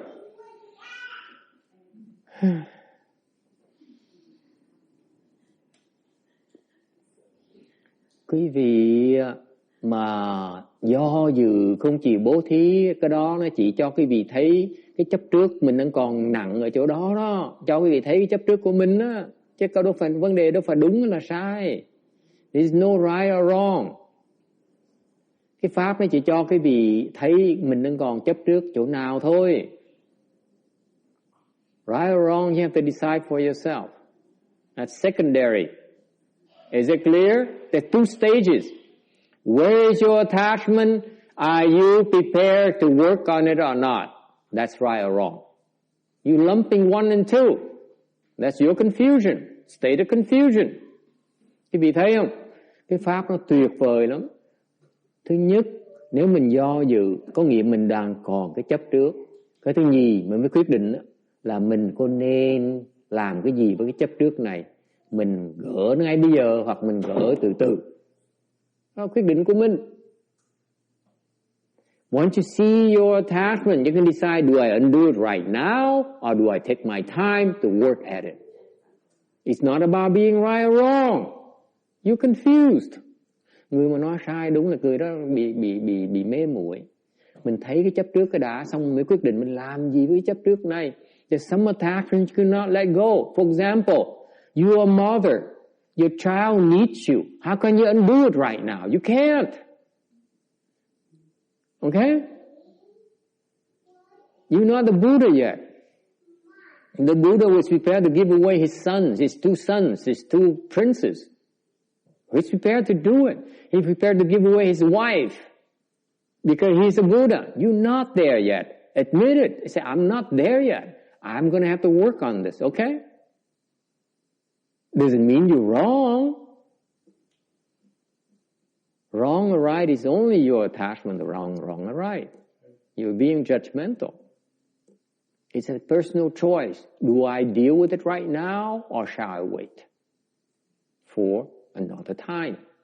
Quý vị biết không? Vấn đề không phải đúng mà là sai. Quý vị nhà hàng nói, bây giờ mình còn cái đứa con này. Mình có thể bỏ nó không? Mình có thể xả nó được hay là không? Nếu mình chưa xả được thì mình khoan xả cái đã. Cái đó là đâu có phải đúng là sai. Cái đó vấn đề là mình lựa chọn cá nhân mình. Chưa phải lúc để mình xả nó được. Thì mình chịu. Okay? You prepare. Mình sửa soạn để mình xả nó sau. You let go. Later. You feed him better so that he and send him to school. So when he becomes 18 years old, say, I'm done with you. Then you let go. I fulfill my duties to you. I'm done. Goodbye. Good luck. When do you fulfill your duties? 18. For your parents? Or when she runs away, that's when you fulfill your duties.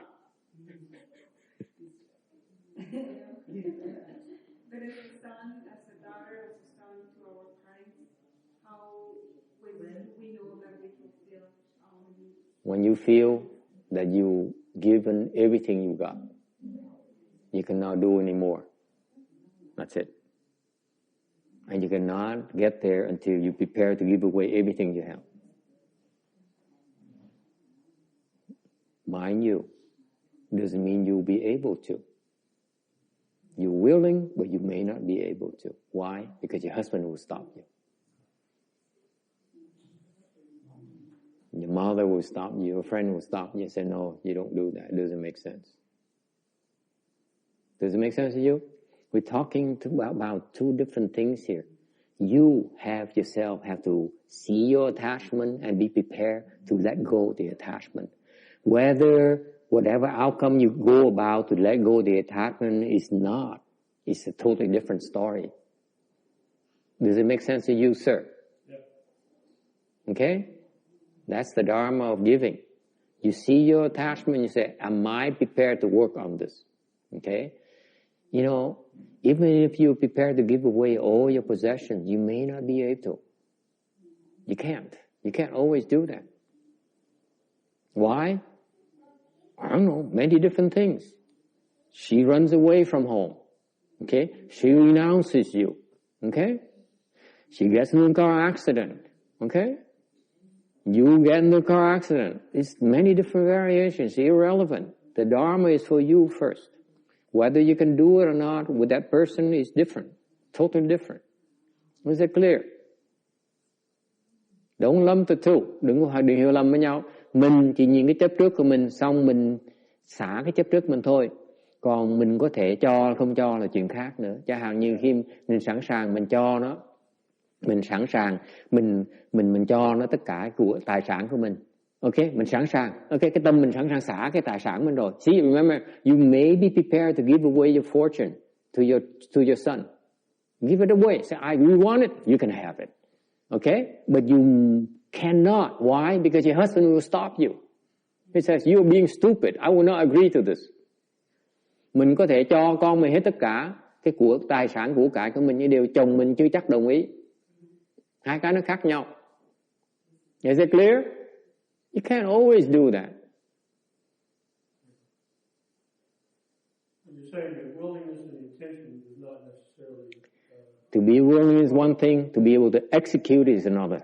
It's two different things. Yeah. It's a big deal to have the willingness and the intention. Oh, it's much bigger deal to have to be able to be prepared to say, okay, you can have it. That's much bigger. It's much more difficult. Yeah. Is it clear? Yeah. That's the Dharma of giving. Cái đó là cái pháp bố thí đó. Mình chỉ lo cái tâm mình thôi. You worry about yourself. Okay? Mình tu cái tâm mình có sẵn sàng xả cái này không? Are you prepared to let go? If you prepare to let go, you're done.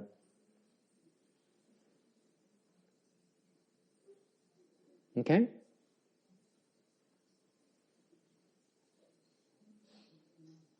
So you have to be prepared to go all out. Quý vị phải sẵn sàng cho đi hết sức của mình luôn. All the way. Okay? And you don't worry about it. You don't say, gee, if I go all the way, I'm going to lose everything I have. If I lose everything I have, so be it. But you may not. Either way, you don't care. You go all out anyway. Mình sẵn sàng đi hết sức luôn. Okay? Give you an example. You give. You take care of them. They ask for more. Mom, can I have this? You say, okay, you can have that. Mom, can I have some more? Yes, you can have some more. Until the point, but. Okay? You keep on giving. Until you say, I don't know what else I can give you. Okay? That's when they have an awakening. As long as you say, okay, I'm not willing to give this. Text, you hear me? I'm not willing to give this because it's me. This is me. And guess what? You become a target. It keeps on coming at you. Can I have this? Can I have what you don't want to give away? Can I have what you don't want to give away? If you prepare to give this away, that's when I say, I don't want it anymore. Is it clear? Isn't that incredible? Huh? You think it's stupid, but it's not.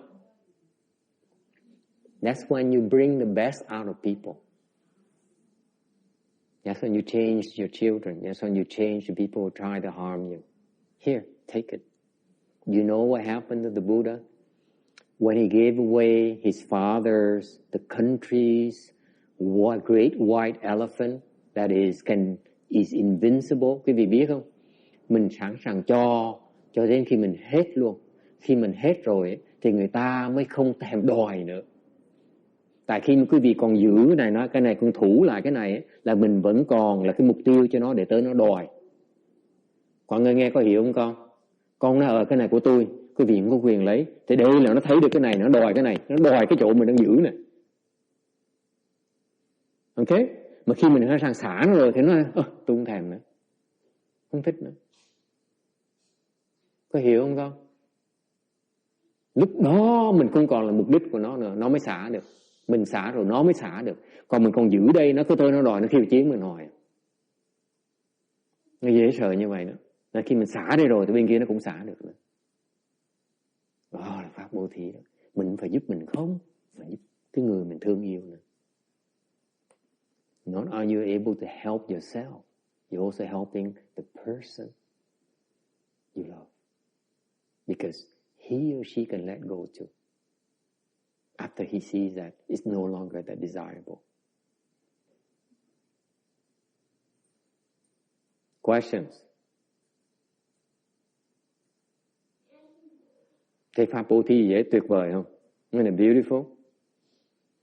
Yes.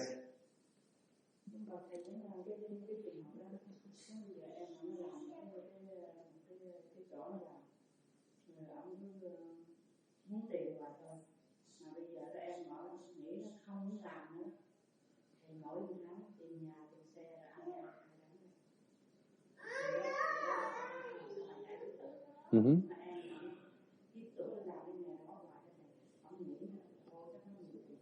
Mm-hmm.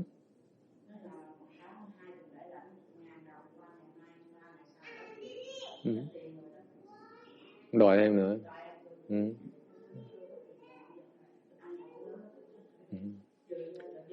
So she said here's a real story. Here's a real, let's be clear. Cái chuyện kể cho nó rõ ràng, phân tích rõ ràng để mình hiểu được. Ok, cái pháp bố thí ra sao? Quý vị chưa hiểu cái pháp bố thí này, quý vị còn thắc mắc cái chuyện này. You don't quite understand the Dharma giving yet. That's why you still don't understand. You got these issues. She says, so suppose you give to your husband. She makes money, he asks for more money. You give money, he asks for more and more and more. Okay, until you have no more money to pay for the mortgage, pay for the car insurance, to pay for food, pay for the children's education. Okay? Nên lúc mà người ta cái vấn đề cái pháp này rõ ràng lắm, thì hiểu cái pháp để mà để mà bớt cái thắc mắc cái chuyện này. Tại cái pháp bố thí nó tuyệt vời lắm. Mình cho người ta như vậy, cứ tới đòi hoài, cuối cùng cái mình bây giờ mình không có đủ, mình thiệt thòi, mình không đủ sức mình lo nhà, lo cửa, lo con, lo cái, bị làm sao bây giờ? Okay? Right? What to do? Làm sao bây giờ?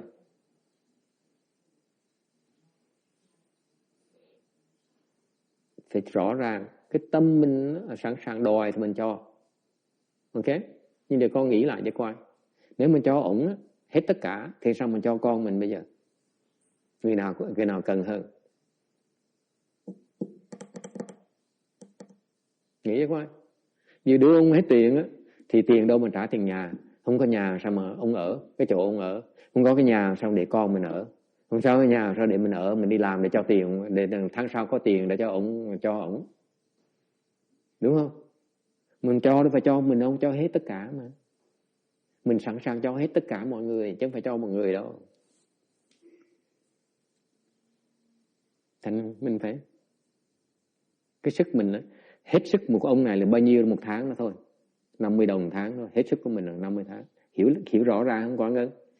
Mình sẵn sàng cho hết sức của mình với ông này thì cái sức mình nói tại mình tất cả này, cái tháng mình phải tiền nhà này, tiền xe này, tiền điện, tiền nước này, bao nhiêu này mình phải trả người ta. Cái này cho ông được. Ok? Thì hết sức của mình đối với ông chỉ là 50 đồng một tháng thôi. Hiểu rõ không? Cho hết 50 đồng xong. Mình không cho. Tại mình hết sức rồi. Con hiểu không? Mình cho không phải để mà tự hại mình đâu.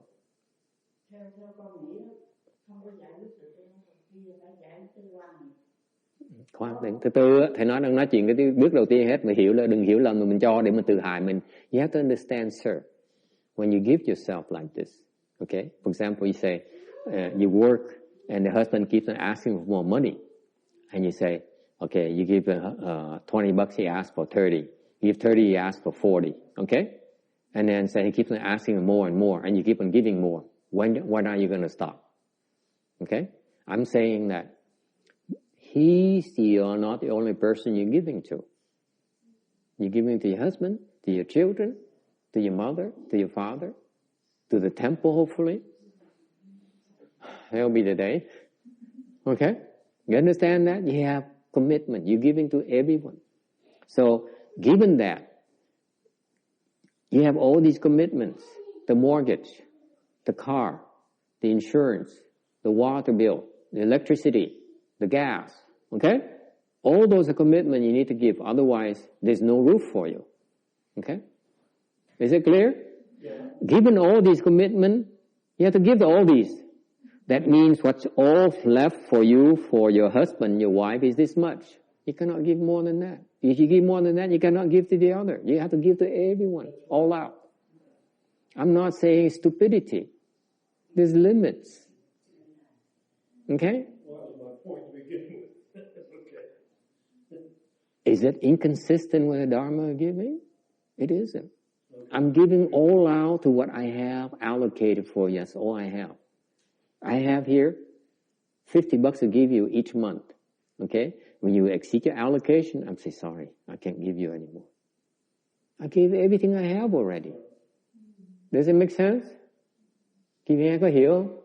Sức mình bao nhiêu cái mình phải lo hết đó. Mình sức mình chỉ có bao nhiêu thôi, mình cho hết bao nhiêu là mình xong chuyện rồi. Mình không còn thắc mắc gì nữa hết. Con nghe hiểu? Đâu phải bố thí để một cách mù quáng để mà mình tự hại mình luôn. Cái đó đâu phải là bố thí, cái đó là mê muội. Đúng không?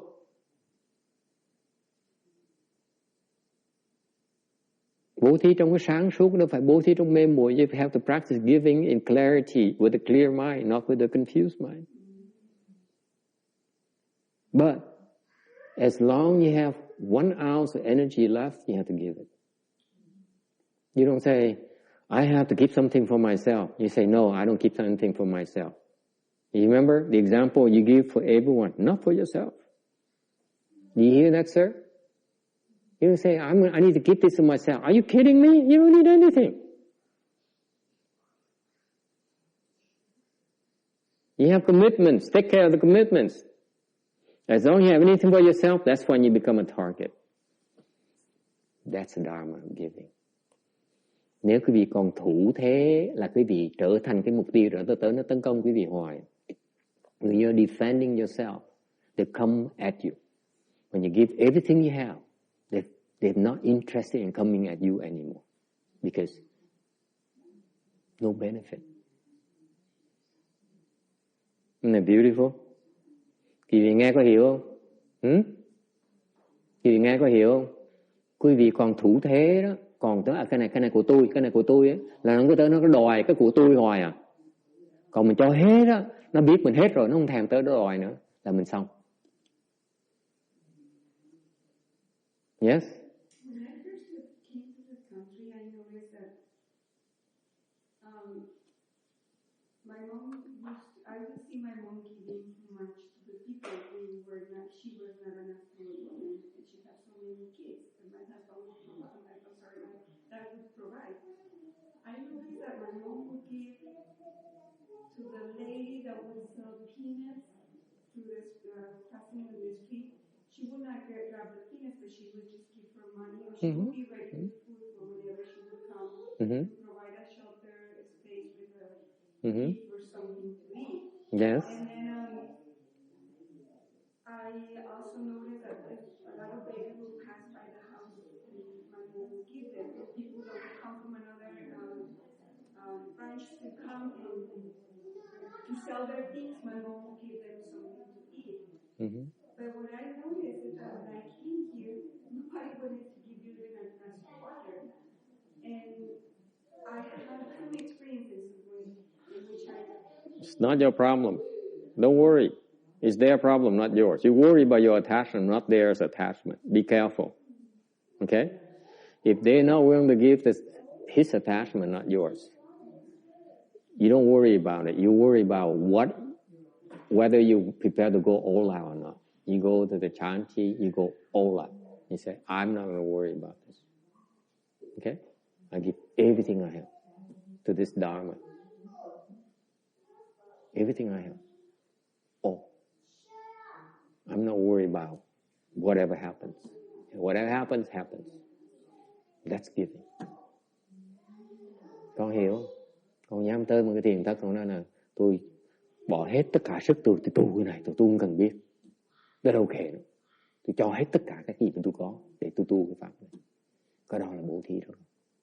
Bố thí cho pháp này. Dễ sợ không? Con nghe con hiểu. Bố thí luôn. Tu cái pháp là tu hết sức luôn. Không cần biết nó là gì. Không cần biết mình còn bao nhiêu. Không cần biết chuyện gì ra cho mình đó. Mình chỉ tu cho hết sức mình luôn. Đó là bố thí cho pháp. Cúng dường cho pháp. Hiểu không? Mình không cần giữ gì hết. Mình không cần nghĩ sợ mệt. Mình không cần nghĩ sợ mình đau. Mình sợ nghĩ mình bệnh. You don't worry about whether you're going to get sick. You're going to worry you're going to get tired. You're not going to worry that you don't have enough time to work tomorrow. Okay? You go all out. That's making offerings to the Dharma. Đó là bố thí pháp, cho pháp đó con. Đừng có sợ ngày mai hết sức rồi tôi dậy không nổi, tôi dậy tôi ngồi thiền không được. Không lo, làm hết sức luôn. Còn làm được cứ làm cái đó. If you still can do it, go for it. Don't worry about it. No reserves. Remember, you keep here, you're going to keep at you. You're going to come at you. Quý vị con thủ bất cứ cái gì nó sẽ tới, nó đòi ngay lập tức. Mình xả hết rồi. Không còn gì nó thấy, không còn gì nó không đem đòi nó luôn. Ok? Thành lúc đó mình mà nó không còn cái sự cạnh tranh giành nữa. Hiểu không? Ông chồng không phải nói bây giờ tháng này phải trả tiền nhà này, trả tiền điện này. Cái này không ai đụng được hết. Giờ tôi còn 50 đồng, tôi cho ông 50 đồng. Hết sức tôi rồi. Đòi hơn là ông tự hại ông. Hiểu không? Nói rõ ràng như vậy. Ông hiểu thì đem người thứ ba nói cái chuyện như vậy có đồng ý hay không đồng ý. Thì những bạn bè ông, gia đình thân thuộc ông sẽ khuyên ông. Mình đâu cần nói nữa. Mà đâu trách mình được đâu. Con nghe con hiểu không? Đâu phải mù quáng đâu. Yes?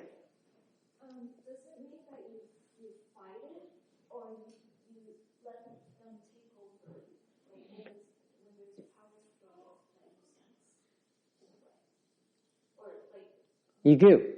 If they ask, you give. They ask, you give. So what about during chanchi when you The chanchi, you sit there and say, I better get some rest because I'm tired. Okay? That's here. Do you understand, sir? No. That's where. You understand? You sit there and say, oops, I'm tired. I better get some rest. The thought, I better get some rest. You are protecting yourself. I need to have some left. I better get some rest. That's me. Okay? Then you're not all out yet. So it means it's kind of giving up control. No, not control. Again, the subtlety here is that you're keeping some for yourself. You get rid of that self-protection. Don't worry. Mình không cần thủ thế. Cái thủ thế là con ngã để mà thủ nó. Okay? There's still an ego who's protected itself. Con nghe không? Con ngã nó đang thử thủ thế nó. Mình xả nó luôn, mình không cần thủ. You don't need to protect yourself. You don't need to worry you're going to get tired. You don't need to worry that you're going to break a leg. You don't need to worry that you're going to be sick tomorrow. Mình không sợ là cái chân mình nó vẹo. Mình không sợ là ngày mai mình bệnh. Mình không cần biết. There's no ego. Mình cần biết. Mình chỉ theo thôi. You follow along. Does it make sense? They get up. When the bell rings, you get up, you walk. When the whip hits, you just sit down, you meditate. You don't worry. You don't think. Không cần tính toán. See? You sit there and say, oh my God, legs hurt. Oh my, it's gonna break. Mình ngồi đó, cái chân nó đau, thôi mình nghỉ đi, cái chân mình sắp nó dẻo tới nơi rồi. Không ngồi nó dẻo, chắc bữa nào nó gãy, mình sẽ bệnh hoạn bây giờ. Mình sẽ tiêu cái chân, tiêu thân, nó vẹo làm gì được. Cái đó là vẫn con thủ. Dễ sợ không? Kim Điền say, I'm not impressed.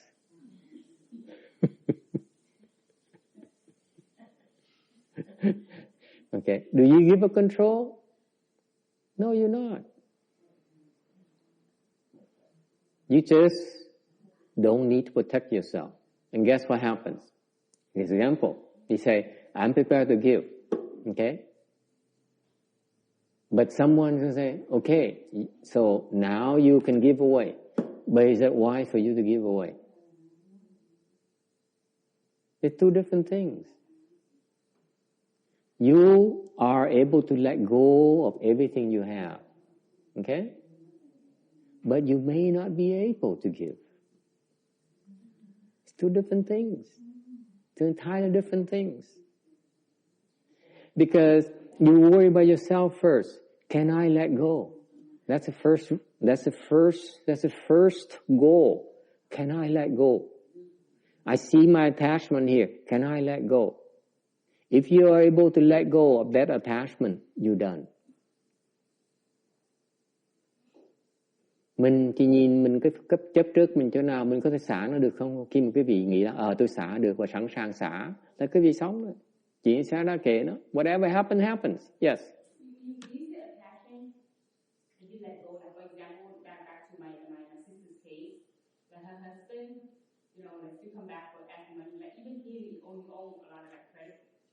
Yes.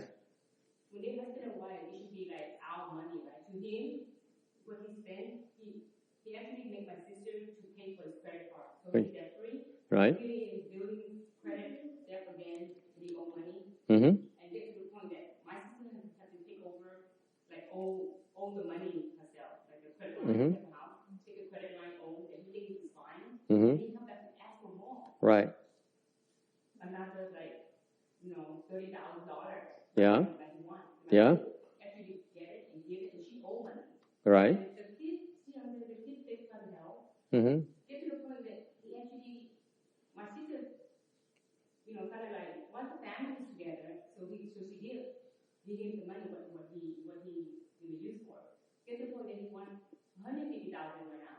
Mm-hmm. That she feel like get to the point that they talk about divorce. Give me the $150,000. I probably, go to Vietnam and just, have my life there. But he think like the way for outsider, I think that's very selfish.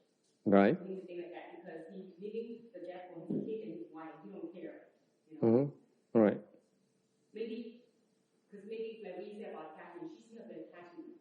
What I see is the attachment that she sees in the long run. That if she was to give him the $150,000. Mm-hmm. And then he spend it, because eventually, $150,000 is little. He could just spend it in 2 months and be gone, or a year, no more, come back. And that's going to put a bundle for her kids, because she was worried about her kids. Now her kids going to come back, his dad going to have nothing. My sister would cut up, like, when he lives, he's gone. That she would never going to come back again. She let go, but she think about her kids. You have to separate the two. You still understand the Dharma of giving. You see, this is in the nature of your confusion. I'm not saying you must be stupid. Not at all. Well, that's what it looked like for a while. Now it's clear it's not being stupid. Is it clear? You're not being stupid. You work on your attachment first. Whether you're prepared to give him all the money is another matter. It's two different things. Is it clear, Mr. Texan? Isn't it beautiful? The Buddha is not stupid. The Buddha is not stupid. He's not telling you to be stupid.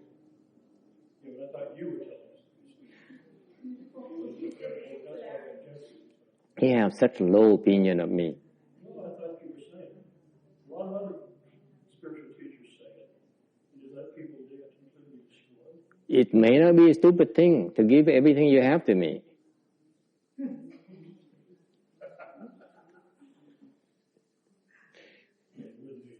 Here's what happens. She's prepared to give him everything so far, right? From the story you told me so far, I have to talk to her. But what you told me so far, from your perspective, she prepared to give everything she has already. Okay? That's when I stop. I have no more. You see? The same thing as Wu Yin. I just told Wu Yin. Okay? Thầy nói chuyện như vậy, chuyện là cái bà vợ sẵn sàng cho ông chồng tất cả. Sẵn sàng đòi bao nhiêu, ok? Tới trình độ này, thì thầy nói, tới cái trường hợp này, cái người vợ này á, là sẵn sàng xả rồi. Sẵn sàng xả cái tiền đối với ông chồng rồi, ok? Là xong rồi. Là không có chấp trước với tiền đối với ông chồng nữa. Con nghe rõ ràng không? Cái người này xả cái chấp trước với tiền bạc với chồng mình. Chứ không phải cái chấp trước về tiền bạc với tất cả mọi người nha. Vì chứ nói ông chồng mình thôi, mình cả gỡ từ từ đó. You see, this woman appears to have done being attached to money with respect to her husband. Is it clear? Okay? She's not attached to money as when her husband is concerned. That means she's done. She has no more attachment already. That's when I said, maybe you shouldn't give anymore. Because it doesn't make sense. Because you're not helping him. You're hurting him now. That's right. You're helping yourself, but you're hurting him. It's not a wise thing. Nghe không? Cái người này á, là không chấp trước với tiền bạc đối với chồng mình. Thứ đó thầy mới nói, như vậy chắc con không nên cho. Tại sao? Tại con cho như vậy, con không giúp ông mà con đang hại ông. Cái vấn đề không phải của con, mà vấn đề của ổng. Cũng giống như có người nói thầy, ông thầy cứ xin ông thầy xá lợi, ông thầy cứ nói xin xá lợi, xin xá lợi, khi nào cũng không bao giờ cho hết, ông thầy bần như vậy đó. Ok? Tại sao? Tại ông thầy nói là thầy sẵn sàng cho, để bởi thầy cho con bây giờ chưa phải lúc để mà cho con. Có nghe rõ không? Có nghe rõ không? Thầy sẽ cho nhé, thầy nói thầy sẽ cho. Đây là chưa phải lúc thôi. Chứ thầy đâu có chấp trước đâu. Thầy nói con muốn lấy, tôi lấy thì thầy cho thôi, có gì đâu. Cái gì thầy có nhiều thầy sẵn sàng cho. Nên lúc nào mà cho con chứ phải là đúng lúc, chừng đó thôi. Đâu phải thầy không cho đâu. See, remember, I'm prepared to give shares, but right now it's not the time yet. It's not good time to give it yet. I can give. You wait a little bit longer, I give. Phải đợi một tí thầy sẽ cho. Không đợi ráng chịu. You know willing to wait, I'm not giving. Is that clear? Nghe rõ ràng không? Thầy sẵn sàng cho nhé. Vô điều kiện con ơi. Để chưa phải đến lúc thôi, thầy chưa cho thôi. Okay? Same thing, cái bà này cũng vậy. Mình cho ông thêm tiền, mình sẵn sàng cho rồi. Bây giờ mình quyết định là mình cho như vậy có lợi ông là không có lợi ông. Khi mình thấy cho không có lợi mình không cho. Hiểu chưa? Cái đó gọi là sáng suốt. That's clarity of mind. You no longer have an attachment, therefore your mind is clear. Therefore you can decide, wow, it's not a good thing to give him. I'm hurting him. I have been hurting him. It's about time for me to stop. Khi mà quý vị hết cái chấp trước rồi mới nói, té ra trước kia mình cho ổng, mình chỉ hại ổng thôi. Bây giờ mình có quyền ngừng lại. Okay? It's giving in clarity or not giving in clarity. Cho với không cho trong cái sáng suốt. Thì ra trong không cho thì ra đang cho. When you're not giving, lúc mình không cho ông thiền thì ra mình đang cho ông cái sự sáng suốt của mình. You may not be giving money to him, but you giving him your clarity of mind to him. Help him understand it's not good for him. Mình cho cái sáng suốt của mình cho ông thấy rằng á, cái tiền mà đưa ông không có lợi á, thành mình không đưa ông á. Mình cho cái sáng suốt, đừng cho pháp, chứ không phải cho tiền. That is Dharma giving. It's not wealth giving anymore. Thầy không cho là thầy đang nói pháp, thầy đang cho pháp. Chứ thầy cho xá lợi chỉ là cho tài thôi, cho tiền thôi. Hiểu không con? You understand that? That's giving. I'm still giving. You just don't understand it's Dharma giving, that's all. Kim Điền nghe có hay không con? Kim gật đầu. He said, I have to remind her, is it a good Dharma? I said, oh yeah, it's good Dharma. It probably can become something more attachment to the husband to give or the other person. We give in order to keep them. Yeah. To keep them with us. We are attached to them probably. Yeah. Which is not really, I mean, it's wrong to give. You give them to keep them with you. You keep them with you to benefit you or to benefit them? I think it's damaging both of them. It's damaging to both of them. When you say you give to keep them with you, is it to benefit them or to benefit you? When you to keep them, you have to ask them that. Then you're being selfish. Then you're not giving. You have ulterior motive. You give them just even if they leave, you still give them. Okay, you work on that. That monk when he left, I still give him. I say, here, you need paperwork. I give you paperwork. Okay, you need the airfare ticket. Here, I give you airfare ticket. Even though I spent thousands on you already, throwing out the window, I still give you. Okay? But guess what? He didn't take it because he didn't need it. You understand? I'm prepared to give, but it doesn't mean I can. Có nghe rõ ràng không? Ông thầy đi, mình biết là ông lợi dụng mình thôi. Ông chỉ lợi dụng ông làm tiền thôi. Mình nói ông là mình tốn bao nhiêu ngàn đồng cho ông rồi để qua được vài tháng. Vì ông đi, ông hết tiền. Ông này, ông không hết tiền hả? Ông cần mua máy bay, tới mua vé máy bay cho. Cần làm giấy tờ thì giúp làm giấy tờ cho. Mình sẵn sàng cho. Đâu có nghĩa mình làm được đâu. Tại bên kia nó mua sẵn máy bay rồi. Hoặc có người khác bỏ tiền mua máy bay cho ổng rồi. Mình sẵn sàng cho. Nó không sao hết đó. Cần không cho. Mình sẵn sàng mình cho mà. Không có nghĩa mình cho được. Hiểu không? Hai cái nó khác nhau. You clearly separate the two. You have no attachment. You are prepared to give. Doesn't mean you can. Sometimes you can, sometimes you can't.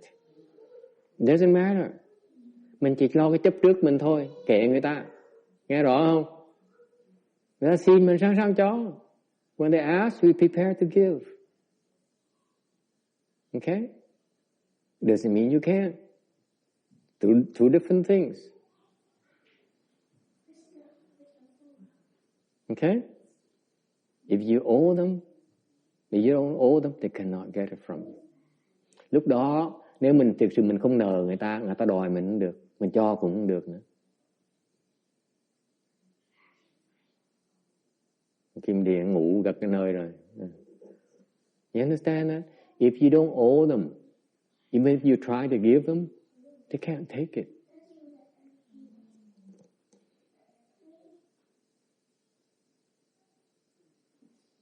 Thầy sẵn sàng bỏ tiền mua vé máy bay ổng á. Ông nói thôi, người kia nó mua rồi. Mình muốn cho mà đâu có cho được đâu. Đâu có nợ đâu mà cho. Giỡn thôi. Hiểu không? Không nợ sao nó lấy được. You don't owe them, they can't take it from you.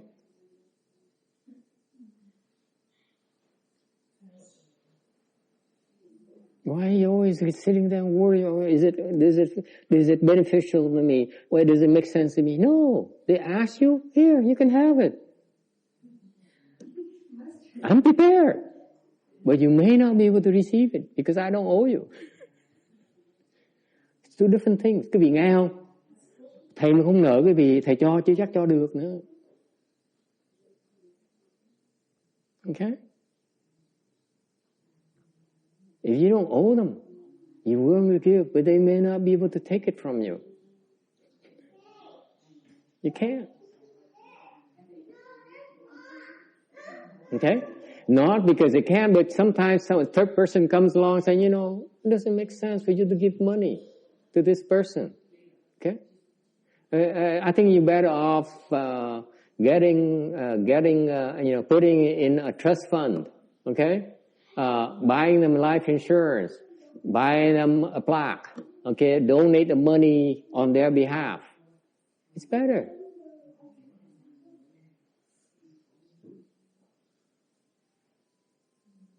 You free first, you free yourself first. Mình á, đâu phải khi nào mình muốn cho là cho được đâu. Mình chỉ muốn cho để muốn cho đó chỉ là xả cái chấp trước mình thôi. Còn mình cho được không cho được cái chuyện khác. Hai chuyện nó hoàn toàn nó khác nhau. Mình nợ người ta tự động người ta lấy tiền mình được, mình không nợ người ta mình cho người ta cũng không được nữa. Ok? Hoặc là mình nói là thay vì mà tôi cho ông kia tôi cho tiền cho ông đi đánh bạc đó, ok?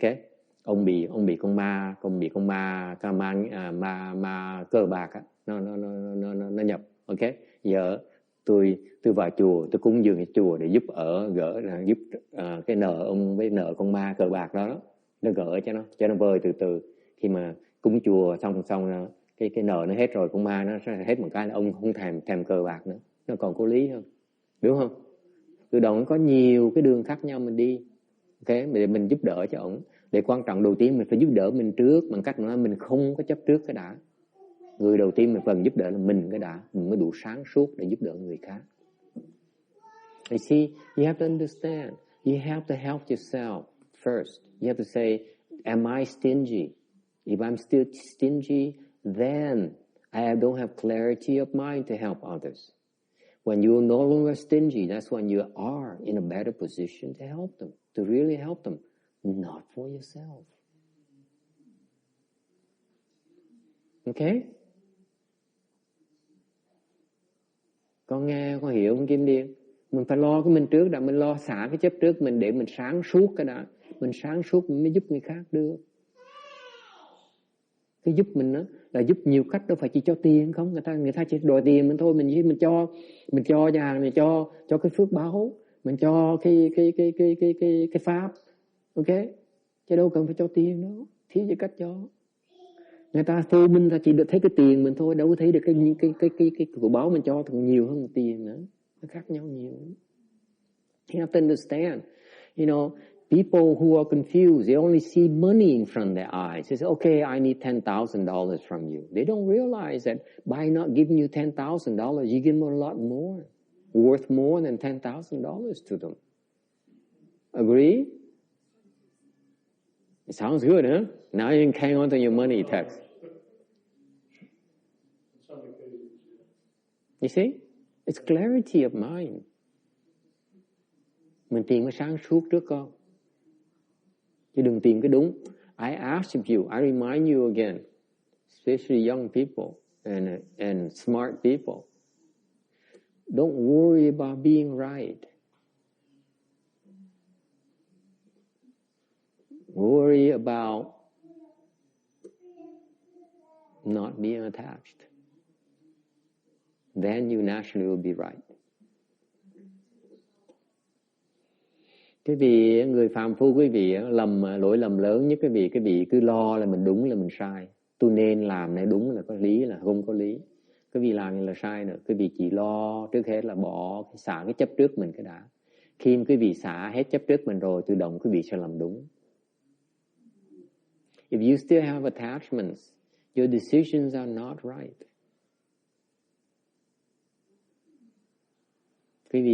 When you are no longer attached, that's when your decisions are much better.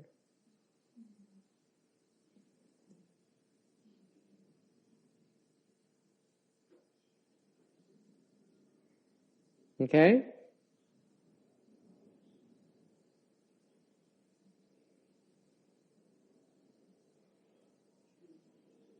Does it help? Text says, yeah, I still hang on to my money. After 2 hours, an hour and a half, 2 hours actually, and then an hour and 45 minutes, text says, yeah, it all sounds good, but you know what? I prefer to be attached to my money.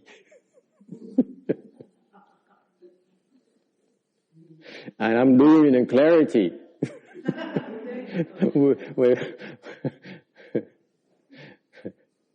Okay? Any questions? Okay. Very good. Let's stop here today. Nói tầm bậy tầm bạ mà hơn 2 tiếng đồng hồ rồi. You know, we didn't we talk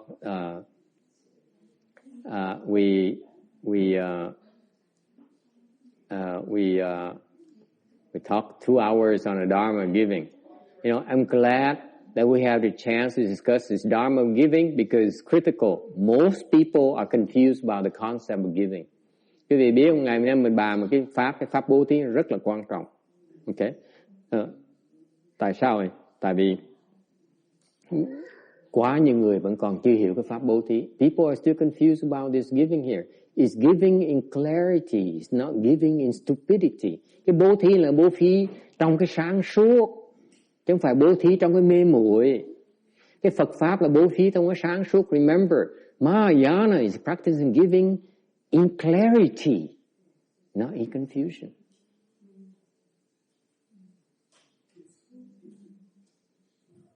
Okay? All right, let's do the reverse transference.